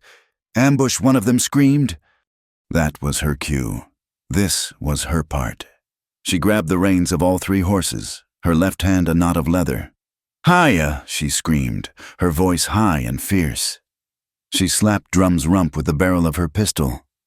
The horses, already spooked by the gunfire, lunged from the hollow, crashing through the underbrush like a cavalry charge. Straight at the 2 men. It was pure chaos. Men yelling, horses screaming, branches snapping. One man was hit square by Drum's shoulder. A solid thud and a cry of pain. The other scrambled backward, falling down the shale. The diversion was perfect. Below, the guard from the boxcar and another man were running up the slope, firing toward the trees. Cole burst from the boxcar. He did not hesitate. He grabbed 2 of the pre-fused bundles of dynamite, stuffing the waxy, deadly proof into his coat. A dark shape dropped from the sky, landing beside him. It was Red Hawk. He held a small, metal dispatch box. "Papers," he hissed, his voice triumphant. "Telegrams, Pike's orders. Voss is coming, tomorrow, to watch the valley burn." "This way," Cole yelled, grabbing Red Hawk's arm. They ran, not toward the chaotic horse battle, but toward the dark, narrow ravine that Red Hawk had used as a ladder. Hannah Cole roared, his voice desperate. Shots answered him. "There they are," a voice yelled from the track bed. "Get them!" A bullet whined past Cole's ear, stinging his cheek with stone chips. They scrambled up the slick shale, their hands raw. Cole. Here Hannah was above them, at the top of the ravine, her face a white smudge in the dark. She had no horses. They grabbed her hands, hauling her up. "The horses!" She panted, her hip giving way, her leg trembling. They ran. "Does not matter," Cole said, pulling her up, shoving her behind him. "On foot. Move." They plunged into the darkness of the ravine, stumbling over loose rock. Behind them, rifles flashed, bullets sparked against the stone walls. Cole felt it before he heard it, a white-hot punch in his left shoulder. He grunted, a deep, animal sound, and stumbled, but he did not fall. "Keep moving," he ordered. They ran, half falling, down the far side of the ridge, into a tangle of pine and rock. The sounds of pursuit grew muffled, faded. They were in the dark. They were clear. They collapsed behind a high wall of granite, their lungs burning, the silence of the wilderness rushing back in. "You are hit," Hannah said. Her voice was not a whisper. It was a statement. She saw the dark, wet stain spreading fast across his shirt. "It is a graze," Cole ground out, his teeth clenched. "Let me see." She was already moving. Her hands, which had once been so afraid to touch him, were now sure, professional. She ripped the sleeve of his shirt open. The moonlight was enough. The bullet had gone clean through the thick muscle of his shoulder. It was bleeding badly. Her face was grim. Her own pain was a distant, unimportant signal. She tore a long, clean strip from her own petticoat. "Hold still." She packed the cloth tight against the exit wound, her hands firm. He looked at her face, smudged with gunpowder and dirt, her eyes clear and fierce. This was not the woman he had saved. This was the woman who was saving him. She tied the bandage, her knots tight and sure. Red Hawk held up the dispatch box. "We have it. Pike's order. Voss's name." Cole looked at the dynamite bundle in his own hand. "And we have this." They looked at each other. They had done it. They had struck the first blow. Far below them, the train whistle shrieked, a long, furious, helpless sound of rage. They had chosen life. They had the evidence. But Cole knew, as he felt the hot, steady throb in his shoulder, that this was not an end. It was a beginning. Pike would not call this self-defense. He would call it sabotage. He would call it war. Pike would have his excuse. And Cole Mercer, the quiet rancher, was now, in the eyes of the law, a wanted man. The hours before dawn were a cold, gray misery. They found the horses, scattered by the gunfire but calmed by the sudden silence, grazing in a nearby meadow. Cole, his left arm bound tight to his chest by Hannah's bandage, pulled himself into the saddle. She saw him wince, his face pale and slick with a new sweat, the fever from the wound already taking hold. "Cole, you are bleeding," she said, her voice low, standing by his stirrup. "It will hold," he said, his voice a strained rasp. "We cannot stay. By sunup, Pike will have men crawling all over these hills. He will call us saboteurs, murderers. He will have his excuse." Red Hawk mounted his pony, his face a mask of grim thought. He held the stolen dispatch box. He will ride to town. He will tell his story first, the story of the outlaw, Mercer, and his savage friend. He will twist the truth.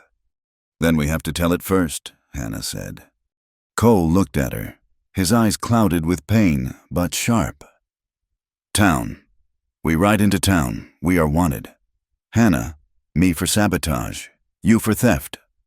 "What else can we do?" she insisted, her voice gaining a desperate, hard strength. "We hide, we run, then we are everything he says we are. We have the proof. Cole, we have the contract, we have the dynamite, we have Pike's own orders. If we hide, this proof dies with us." Red Hawk nodded. A single, sharp movement. "She is right. Today is market day. The entire valley will be in town. The ranchers, the storekeepers, the pastor. It is the only place we will find the people. We cannot let Pike tell the story to them one by one. We must tell it to them all, as one." It was a terrible, desperate gamble, to ride, wounded and hunted, into the one place they were most wanted. "Get on your horse, Hannah," Cole said. The ride was an agony. The sun rose, a bright, merciless eye, revealing them. They did not take the trails. Red Hawk led them through the high gullies, along the rocky ridges, moving with a speed that jarred Cole's wounded shoulder and sent spikes of fire through Hannah's hip. She rode with her teeth set, her hand on the saddle horn, her body absorbing the pain. She looked at Cole, riding beside her, his face gray, his jaw tight. He was staying upright by pure, stubborn will. They were two halves of a whole, both broken, both refusing to fall. They saw the town, a small, busy collection of wood and dust, bustling with market-day life. Wagons were tied everywhere. People milled in the street, trading, laughing, arguing over the price of feed. Pike was there. They saw him, standing on the steps of the saloon, a mug of coffee in his hand, talking to a group of ranchers. He was already telling his story. They could see it in the angry, fearful faces of the men listening. "Now," Red Hawk said, "no hesitation. We ride as one, and we do not stop until we are in the center." They spurred their horses. They rode out from the alley between the general store and the smithy, moving not at a charge, but at a deliberate, inexorable walk. 3 riders. The silent Lakota warrior, the pale, determined woman, and the valley's own rancher, Cole Mercer, sitting slumped in his saddle, his shirt stained dark with his own blood. The laughter in the street died. A merchant dropped a sack of flour, the white dust puffing up like a gunshot. A child pointed. All eyes turned. Sheriff Pike, his story cut short, spun around. His face, for 1 second, was a mask of pure, unbridled shock. He had not expected this. He had expected them to be scattered, running, hiding in the hills. The trio did not stop. They rode to the very center of the square, to the community well, and they stopped, surrounded. The entire town formed a silent, staring circle around them. Pike recovered, his face darkening with rage. He put his hand on his gun. Well, Cole Mercer saves me the trouble of a hunt." He stalked toward them. His deputies, the same hard black Mesa men in badges, fanning out. "Mercer, you're under arrest for the armed sabotage of the Voss rail line." Cole said nothing. He swayed in the saddle, but his gaze was locked on the crowd, on the faces of his neighbors. He saw Mrs. Gable from the store, her face pale. He saw Reverend Davies, his Bible in his hand, and he saw Dr. Whitby, who stepped out of his office. His eyes finding Cole's wound with a practiced, worried glance. "You have heard the sheriff's story," Cole said, his voice rough but carrying in the silence. "Now you will hear the truth." He looked at Hannah. "Tell them." Hannah swung her leg over the saddle, her bad hip nearly giving way. She ignored the pain, sliding to the ground. She stood before them, a lone woman, her dress torn, her face smudged with dirt. She was terrified, she was trembling, but she did not back down. She pulled the oilcloth packet from her coat. "I was a clerk," she said, her voice shaking but clear, "in the land office. I saw this, and because I saw it, they tried to kill me." She unfolded the paper. "This is a contract between Cornelius Voss and the Black Mesa gang." A gasp went through the crowd. Pike laughed. "A harsh, ugly sound. That is a lie. She is a thief. That paper is stolen, and it is a forgery." Hannah's voice grew stronger. "It authorizes them, quote, to remove any nomadic trespassers interfering with the survey. It authorizes them to use, quote, all necessary force." She held the paper up, her hands shaking. "They are not just building a railroad. They are clearing this valley. They call the Lakota obstructions. They call human beings weeds. They burned the hemlock granary to blame the Lakota, to start a war so they could take the land." "Lies," Pike roared.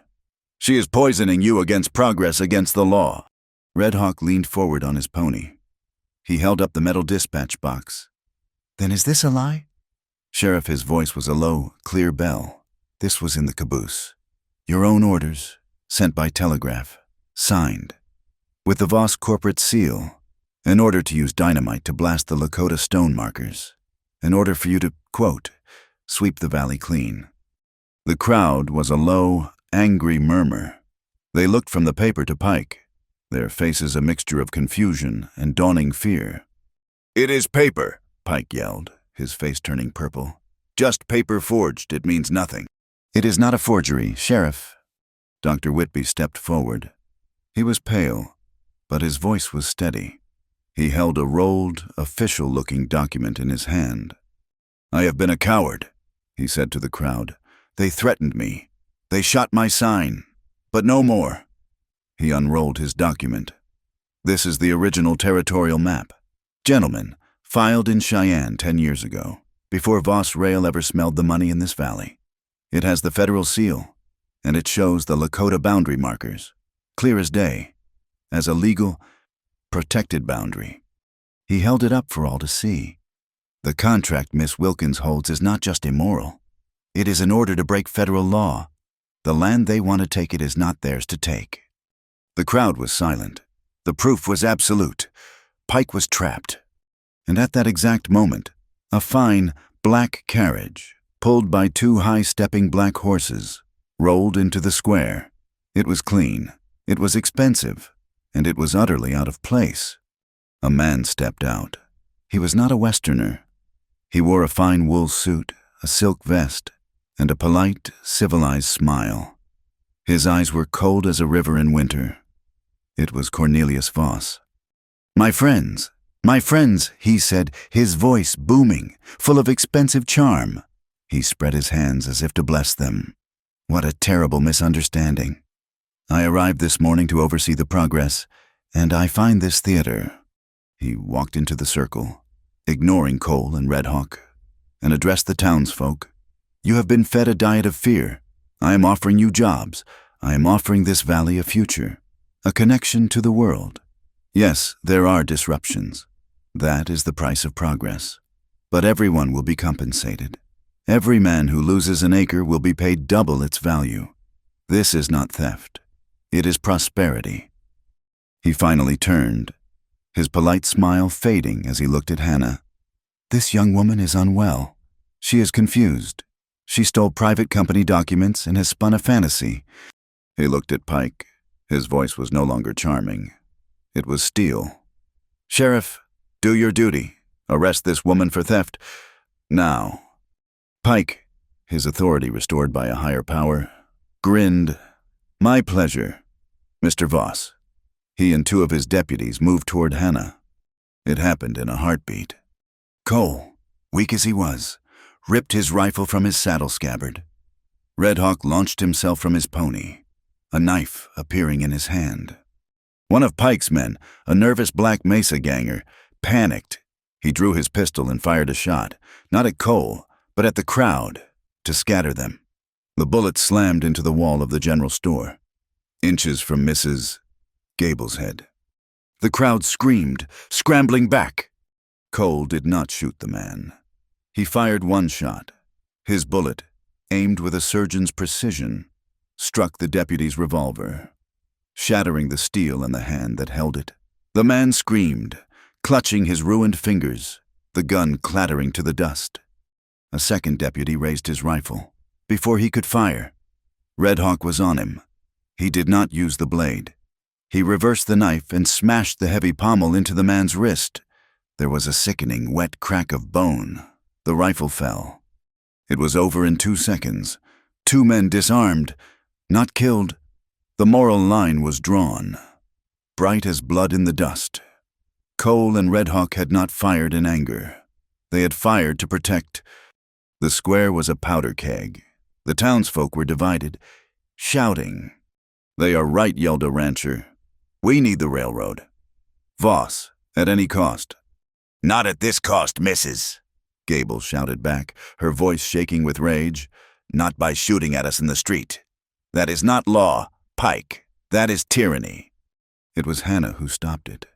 She was trembling, her face ashen, but she stepped out from behind Cole. She walked past the barrel of his rifle until she stood alone in the dust, facing the immaculate, furious Cornelius Voss. "You talk about compensation," she said, her voice ringing out, clear and true, silencing the crowd. "What is the compensation for Mr. Hemlock's burned granary? What is the compensation for Dr. Whitby's terror? What is the price for a valley built on lies and graves?" She looked not at Voss, but at the people. Her people. "We are not obstructions. We are not trespassers." Her voice broke, but she held her ground. "This is our home." The standoff was total. Voss, his face a mask of cold fury. Pike, his deputies wounded. Cole, bleeding, his rifle steady. Red Hawk, a coiled shadow. Pike saw his move. He could not arrest Voss. He could not win a gunfight against Cole and the town's sentiment. He had to split them. He raised his hands. "Empty. Enough, enough. This is madness." He walked slowly toward Cole, his gaze full of fake, neighborly concern. "Cole Mercer, you are a respected man, but you are grievously wounded, and you have discharged a firearm in a public square. You are causing a riot." He looked at the crowd. "For his own safety, for the peace of this town, I am taking him into custody." It was brilliant. It was legal. It was a checkmate. Cole knew it. If he fought, he was an outlaw. If he went, he was a prisoner. He looked at Hannah, standing alone. He looked at Red Hawk. He had made his stand. The proof was out. Slowly, his body screaming, he lowered the Winchester. "I will go. But the papers, the contract, the map, the dispatches, they stay with Dr. Whitby and with the Reverend." "Fine, fine," Pike said, waving his hand. "Relieved? It is done. Deputies, take him. Gently. He is a sick man." 2 men moved in, taking Cole's rifle. Grabbing his good arm, he did not resist. He let them lead him, his boots dragging in the dust, toward the stone jailhouse. Red Hawk saw it. He saw his friend taken. He was a warrior. A jail cell was a grave. He caught Hannah's eye. He gave a single, almost invisible nod.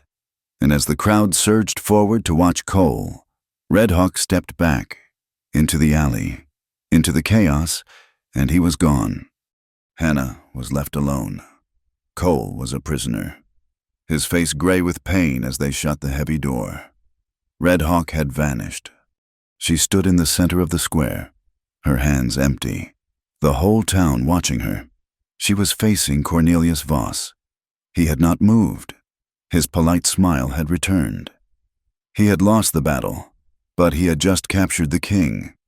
And now, she was the only piece left on the board. Night fell like a judgment.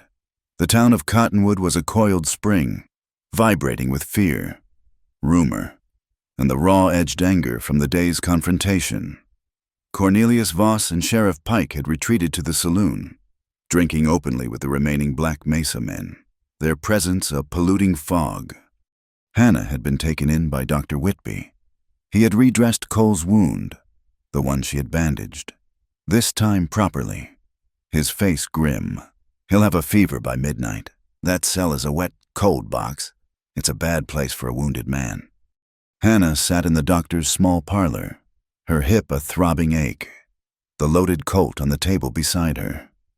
She watched the saloon across the street, its yellow light spilling out, full of harsh laughter. She felt trapped. The town a larger, more dangerous version of Cole's cabin. The smell came first. Not the clean scent of pine smoke, but the greasy, acrid smell of burning grass. Then, a cry from the edge of town. "Fire! The prairie's on fire!" A man burst into the square, his face wild. "It's the South Farms! The wind is carrying it! It's coming right for the town!" Pike and Voss stepped out onto the saloon porch. Voss was smiling. He watched the orange glow in the distance, a terrible, false dawn.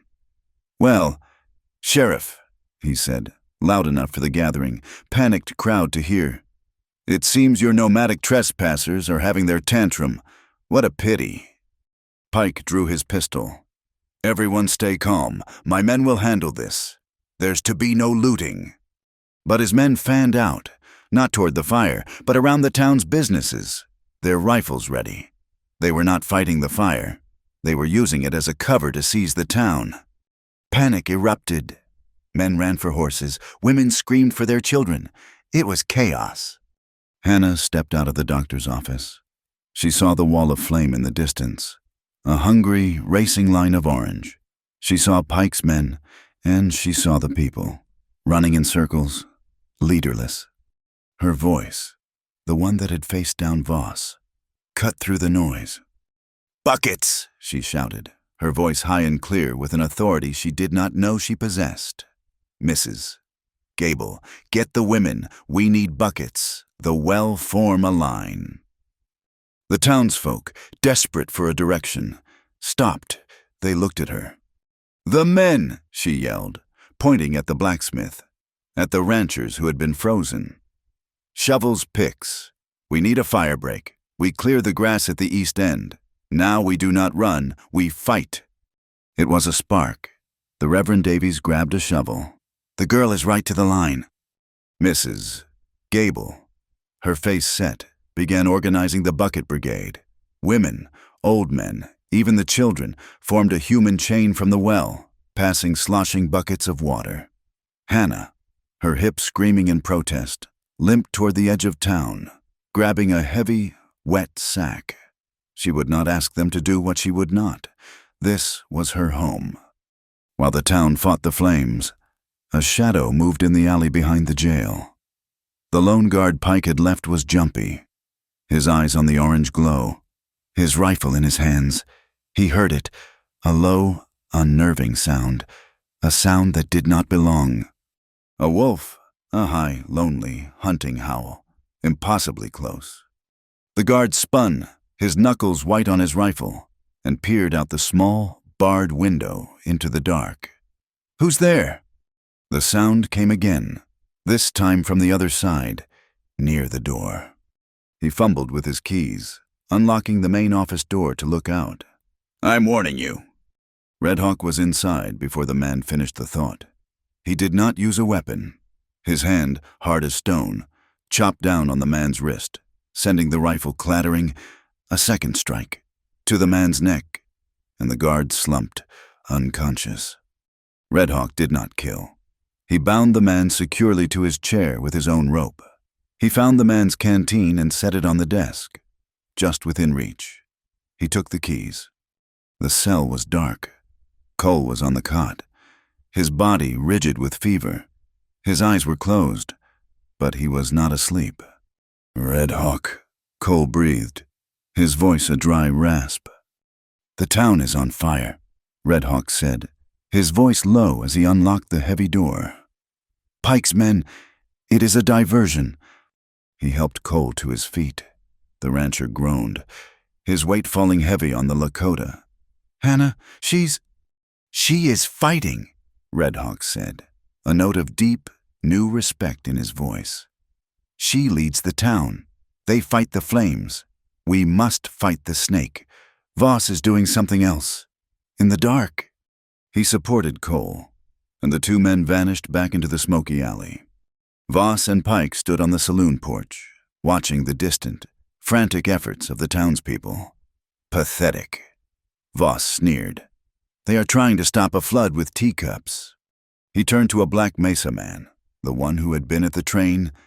"It is time. The coal shed. Give them something to really be afraid of." The man nodded.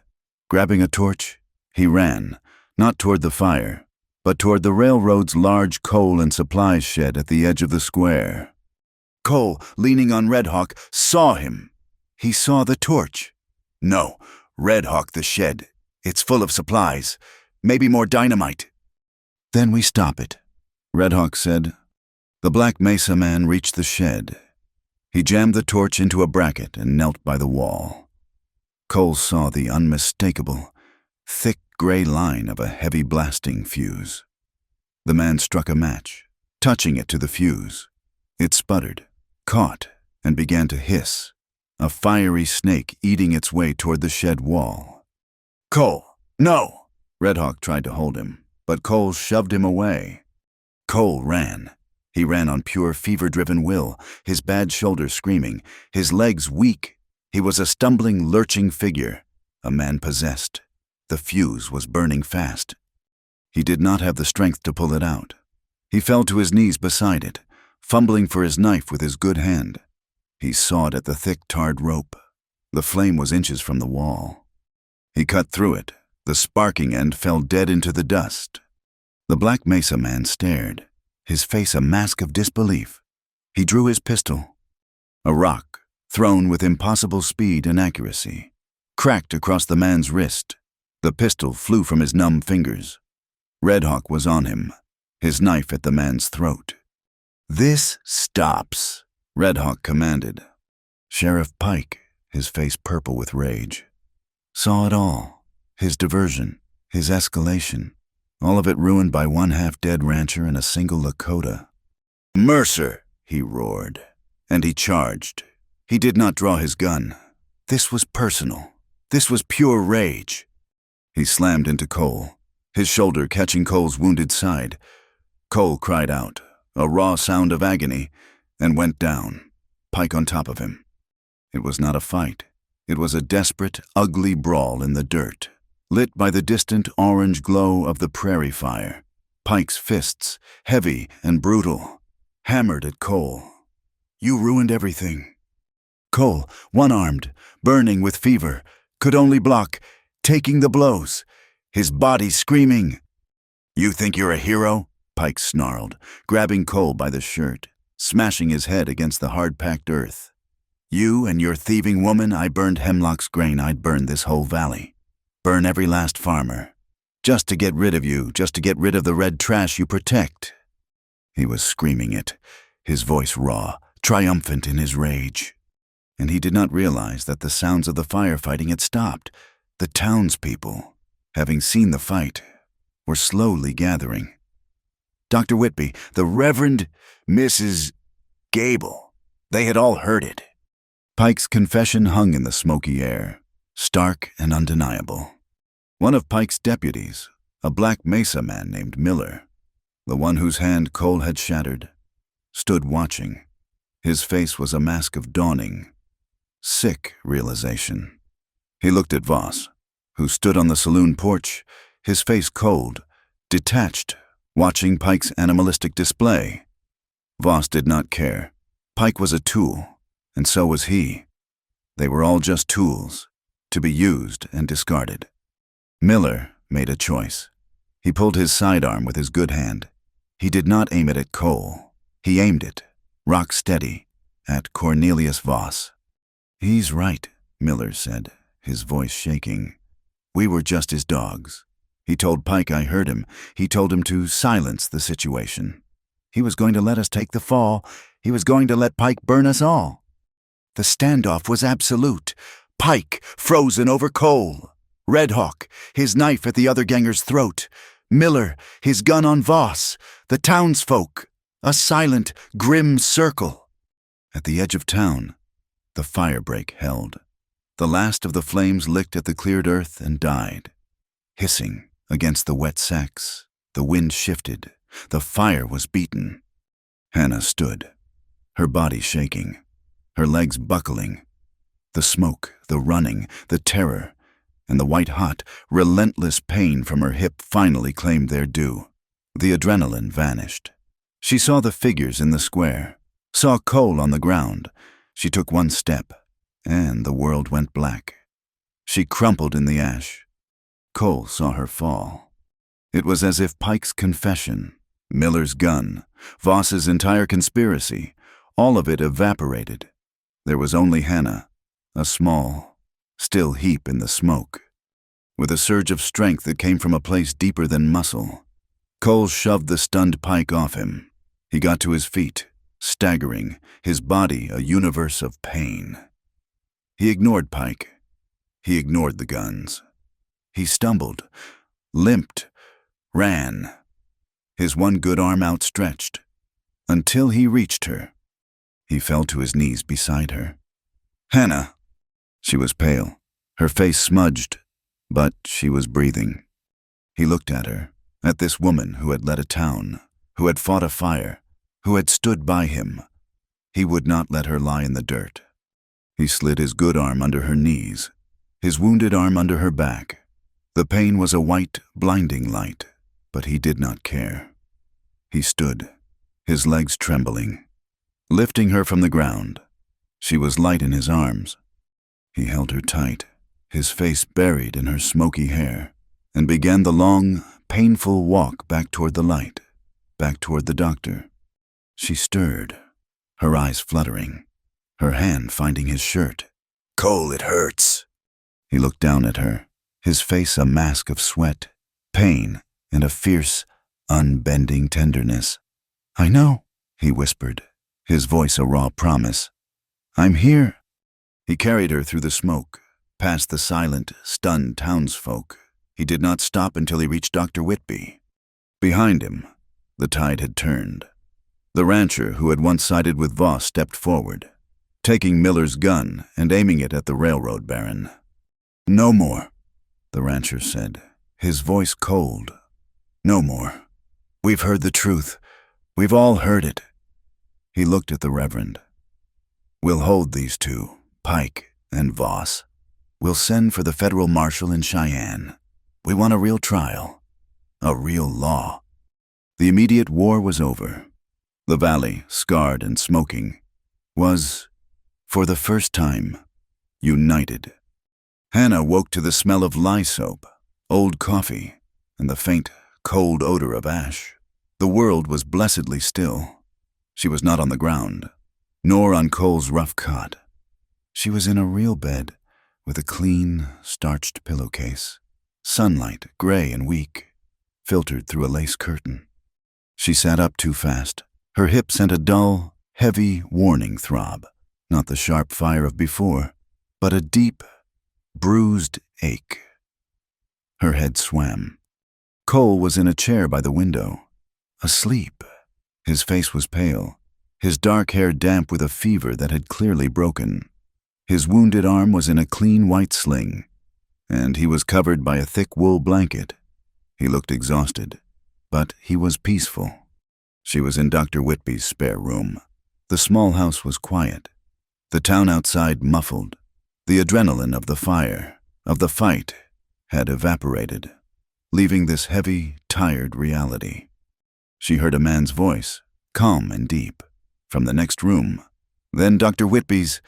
She swung her legs out of the bed. Her body was a map of pain, but she could stand. She found her dress, cleaned and mended by a kind hand, folded on a chair. She dressed, her movements slow, her fingers stiff. When she walked into the parlor, 3 men stood, Dr. Whitby, the Reverend Davies, and a stranger. This man was tall, with a sun-scorched face and eyes that looked like they had seen everything and forgotten nothing. He wore a clean duster, and on his vest was a tarnished, heavy star. He was not Pike, he was the law. Dr. Whitby turned, his face relieved.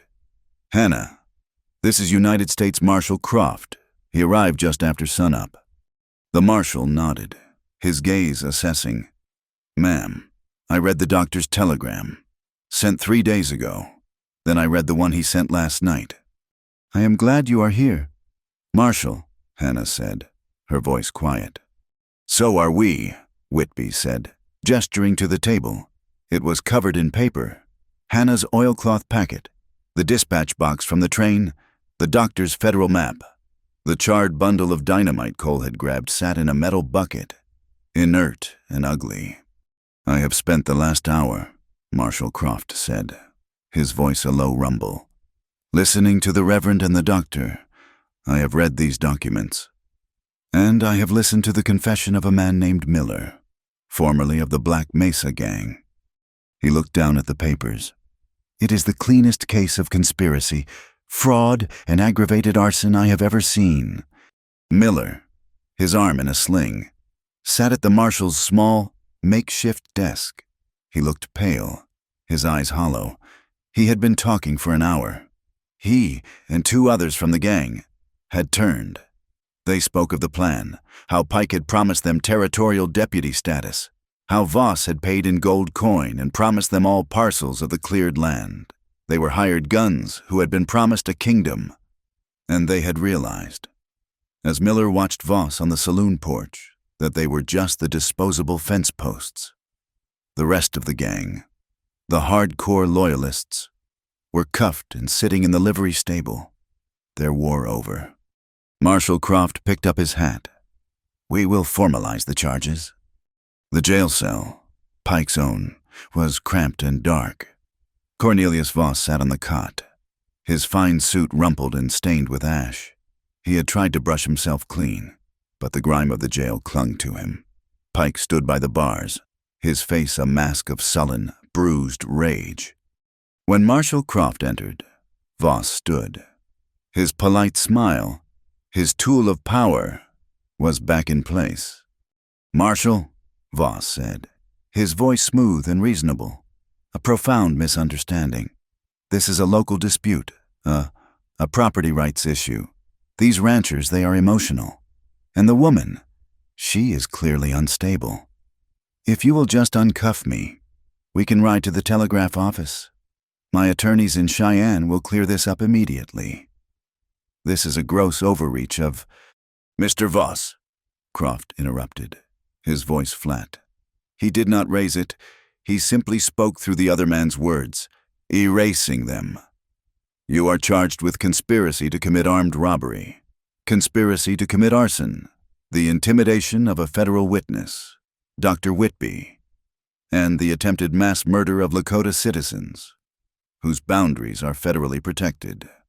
Voss's smile vanished. The blood drained from his face. Pike grabbed the bars. "This is a lie. It is a setup.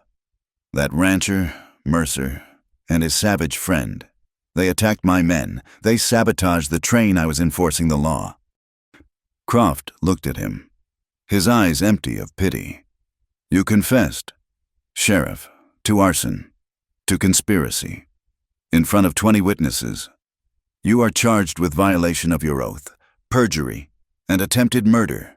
You are no longer a sheriff. You are just a man in a cell." Pike stared, his mouth open, the bluster gone, replaced by a cold, animal fear. The marshal turned and left, locking the heavy door behind him. The air in the town, for the first time in months, felt clean. That afternoon, a strange procession left the town. Marshal Croft, Red Hawk, and the elder, Standing Bear, rode at the head. Behind them came Cole, his arm in its sling. Riding his horse Drum, Hannah rode beside him. Behind them came Dr. Whitby, the Reverend, Mrs. Gable, and 10 other ranchers from the valley. They were a jury. They were a community. They rode to the valley of the Cottonwood, to the line of ancient stones. Red Hawk dismounted. He walked to the first marker, a low pile of river stones, gray and silent. One of the stones had been kicked aside by a black mesa boot. Red Hawk knelt. He lifted the stone, its weight familiar in his hands. He placed it back, repositioning it, the fit perfect. He stood, his gaze meeting Marshal Croft's. The marshal nodded. He dismounted. He took out a new, leather-bound ledger, the official book of the territory. "The map held by Dr. Whitby is the law," Croft declared to the silent ranchers. "This boundary stands—" He opened the book. He drew a new, clear line on a fresh page. He described the boundary, the creek, the stones. He signed his name. He looked at Red Hawk. "As representative of the Lakota people." Red Hawk took the pen. He did not write a name. He drew his mark, a hawk in flight. The marshal offered the pen to Standing Bear, who shook his head, his eyes on the land. His bond was not with paper. Croft offered the pen to Cole. Cole stepped forward and signed, his good hand steady. Then Hannah, her script clear. Then Whitby and the Reverend, and every rancher there. It was not a treaty. It was a witness, a new foundation for the valley, written in ink and witnessed in stone. Back in town, the people talked. They gathered by the well, by the general store, their voices low. They spoke of their own fear, of how Pike had ruled them, of how Voss had blinded them with promises of money. They looked at the burned patch of prairie, a black scar reminding them of their silence. Mrs. Gable, her face stern, found Hannah sitting on the doctor's porch. "We were quiet too long." "Child," the older woman said, "we were afraid. You were not. You woke us up. This valley owes you a debt." Hannah looked at her, the woman who had once been just a face in the crowd. "We all woke up, Mrs. Gable." Dr. Whitby came out. He examined Hannah's hip, his touch gentle. He nodded, satisfied. "You are tough, girl, tougher than you look. The swelling is down. The cut, the one on your thigh, it is healing clean. No poison. Both wounds will leave a scar. But you will walk. You will ride. You just need rest and peace." Hannah looked at Cole, who was leaning against the porch rail, watching the street. Peace. It seemed like a foreign, impossible thing. A heavy prison wagon, sent for by the marshal, rattled into town. The town went silent. Croft led Voss and Pike out of the jail. They were in chains. Voss was immaculate again, his face a mask of cold, civilized hatred. He did not look at the crowd. He looked at the mountains, as if this were all a temporary, insulting delay. Pike was broken. He was just a bully without his badge, his eyes darting, looking for a threat or an escape. He found only the cold, staring eyes of the people he had terrorized. They were loaded in. The heavy door was barred. The wagon, escorted by two of Croft's deputies, turned and began the long, slow ride east, toward Cheyenne, toward the federal court. The town watched until it was a small, dusty speck on the horizon. Then, as one, they let out a long, collective breath. The poison was gone. The days that followed were quiet. The valley began to heal. Cole's fever was gone, his shoulder mending, the flesh knitting together. Hannah's limp faded, her strength returning. One clear afternoon, they rode out. They did not talk. They just rode, past Cole's ranch, to the edge of the burned prairie. The fire had been terrible, scorching the earth black, leaving a field of ash and charcoal. But the rain had come, and the sun, and now, everywhere they looked, pushing up through the black, defiant and beautiful, were shoots of new green grass, and among them a vast, impossible carpet of tiny purple wildflowers.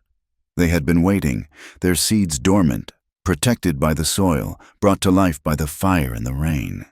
It was a symbol of a hope so stubborn it could not be burned away. That night, the air was cool and sweet. The three of them stood by the fence line at Cole's ranch, the fence he had been mending when this all began.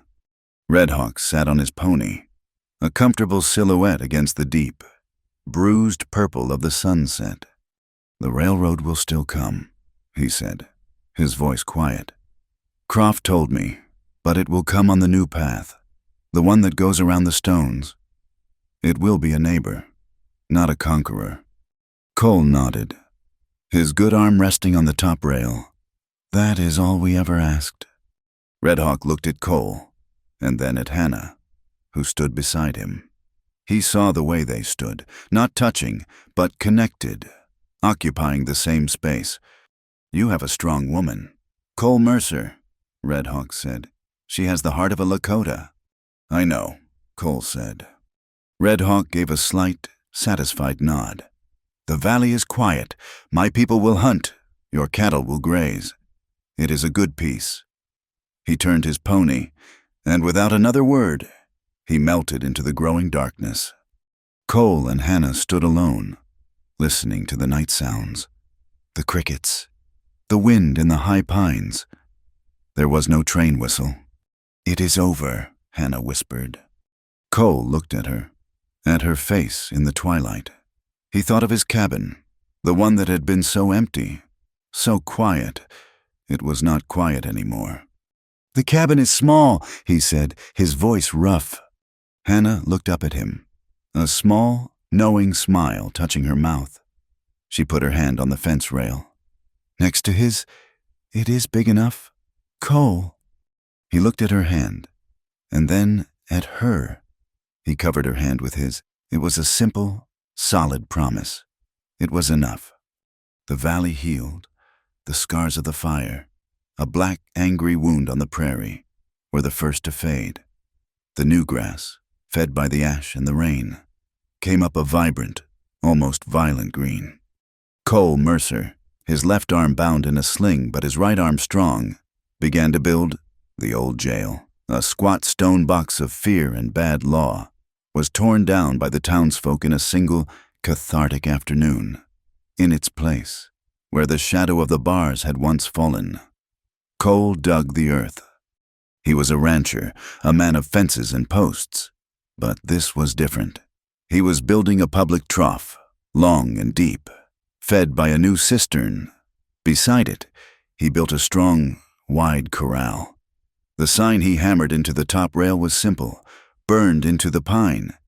It said only, "Cottonwood, water." It was a statement. It was not his, it was not theirs, it was the valley's.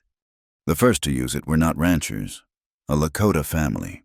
Their ponies, thin from the hard season, rode in quietly. They stopped, looking at the trough, at the clean water. They looked at Cole, who was working on the far fence. He did not stop his work. He just nodded. The Lakota man watered his ponies. A rancher, who had been watching from the general store, walked over and left a small bag of oats by the corral gate. He, too, nodded. The bridge was not made of paper or of laws. It was made of water and wood and shared quiet. Red Hawk saw this. He had taken the paper with the federal seal and the signatures, the one that affirmed the boundary, back to his people. Standing Bear had held it. Though he could not read the words, he could read the feeling. It was peace. But Red Hawk knew peace was not a thing you won. It was a thing you built, every day, like a fire. He went to the Reverend Davies. He spoke of the children, the ranchers' children, and his own. They were the new valley. They needed to know it. He did not open a school. He opened the prairie. On a clear, windy afternoon, he gathered a half-dozen Lakota children and 5 of the town's children, including Mrs. Gable's quiet, wide-eyed son. He took them to the shadow of the great cottonwood, the one where Hannah had been found. He held up a stone. He taught them the word for it in his language. He taught them how to read the clouds. He showed them which plants healed a sting and which berries were a lie. He taught them the stories of the stars, the Lakota names for the same star pictures their mothers called the plow. The sound of children's laughter, stumbling over the hard, beautiful Lakota words, became a new sound in the valley. They were learning the land's own language. Hannah found her place not in a ranch house, but in the center of town. Her aunt, she had learned from a letter, had moved on, following a rumor of work in the Oregon Territory 2 years before. Hannah was not an aunt. She was, as Dr. Whitby said, the best nurse in the territory, stubborn and quick, and with hands that did not tremble. She hammered her own sign, a simple pine board, painted white. She hung it beside the doctor's own shingle. It read, Cottonwood Clinic, Hannah Mercer, nurse. She had earned the name weeks before the wedding. She had a specialty, the women of the valley, the ranchers' wives, the new brides, the women who came to town with silence in their eyes and a pain they called female trouble. They would come to the clinic, asking for the doctor, but looking for her. She would take them into the clean back room, the one that was hers. She would sit with them, her hand over theirs, and listen. She would tell them there was no shame here. Her voice was firm, kind. She remembered Cole's words, that a wound is a wound. She was healing the valley's hidden hurts, the ones no man could see. The wedding was in the autumn. The sky was a high, cloudless, aching blue. The cottonwood trees along the creek were a solid wall of blazing, golden yellow. They stood outside Cole's cabin, his cabin, which was now their cabin. The fences were mended. The porch was swept. Hannah wore a simple dark blue dress, the one Mrs. Gable had helped her sew. Cole wore his town shirt, his wounded shoulder still stiff, but strong. The Reverend Davies read the words. Dr. Whitby stood with Cole. Mrs. Gable stood with Hannah. But the crowd was not just the town. Red Hawk was there, his arms crossed. a quiet observer.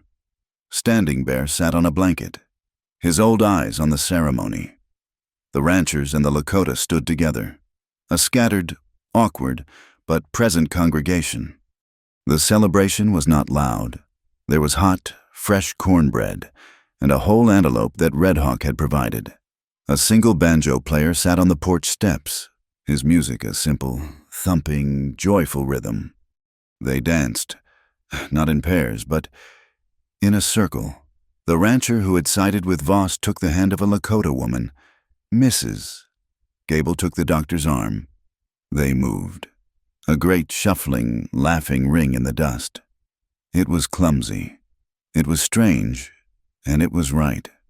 The wedding had been on a specific day. Cole had planned it. It was the anniversary, to the day, of when he had pushed through the willow branches and found her. Before the Reverend had arrived, they had ridden out. Just the two of them. Hannah's hip in the cold autumn air was a dull, familiar ache, a reminder. She was steady in the saddle. They rode to the spot, under the great cottonwood. The mud was long gone. The ground was soft with a carpet of fallen yellow leaves. Hannah dismounted, her body strong, her limp almost gone. She carried a small bunch of the purple wildflowers, the ones that had bloomed in the burn scar. She had picked them from the field that morning. She knelt, her movements fluid, and placed the small, vibrant bouquet on the earth, on the very spot where she had fallen, where she had been so broken. She stayed there for a moment, her hand on the ground. Cole waited. She stood and turned to him. She told him it did not hurt anymore. He said he knew. He reached down and took her hand, pulling her up onto his horse, to ride back to their wedding. The letter from Cheyenne had arrived the week before. Marshall Croft had written it. Dr. Whitby had read it aloud on the steps of the general store. Cornelius Voss was sentenced to 20 years in the federal prison at Laramie. His wealth, his lawyers, his power had all evaporated in the face of 24 witnesses, a signed confession of arson from his sheriff, and a box of his own stolen telegrams. Pike was sentenced to 10. He had confessed to the Hemlock fire, and that had sealed his fate. The Black Mesa men who had testified, including Miller, had their sentences reduced to time served and were banished from the territory. The letter held one more piece of news. The railroad was coming. The new Voss Company, under federal receivership, was building, but the surveyors, under the watchful eye of Marshall Croft, were following the new line. The line that went wide, that went around the valley, respecting the boundary of the stones. Progress was coming, but it would be a polite neighbor, not a conqueror. That night, the cabin was warm. The fire Cole had built cast a low, steady orange glow. The door was barred. Not against Pike or Voss or the dangers of the world. It was barred for privacy. The world was finally shut out. They stood by the hearth. Cole, the man who had faced down gunmen and fire, looked nervous. His hands, raw from building, fidgeted. Hannah, his wife, stepped to him. She gently touched the scar on his shoulder, a raised, puckered line through the cloth of his shirt.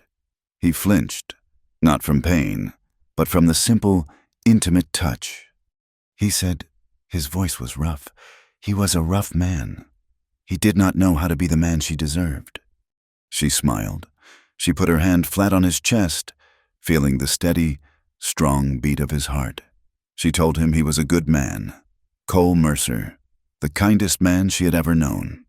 She saw the question in his eyes, the same respectful, hesitant question he had shown her in her darkest, most painful moment. She gave him her answer.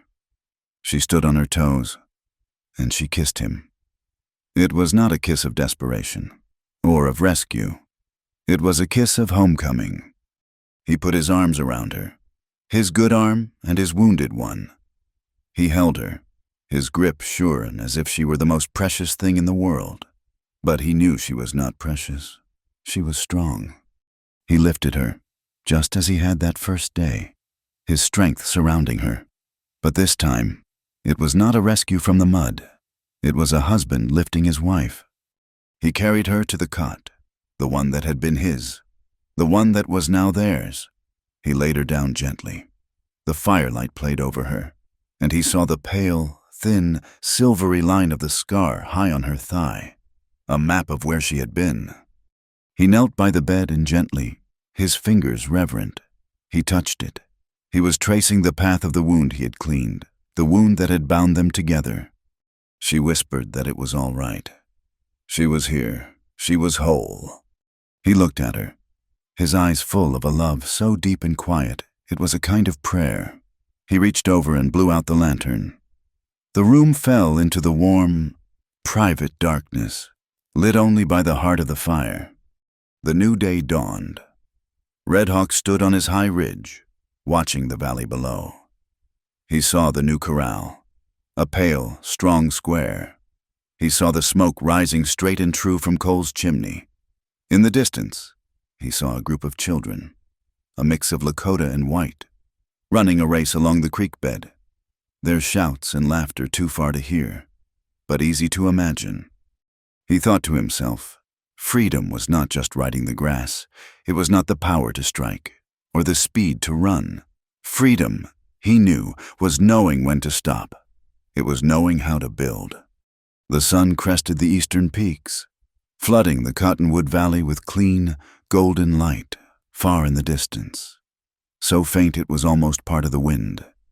Came a sound, the thin, lonely cry of the train, moving on its new, respectful path. It was not a threat.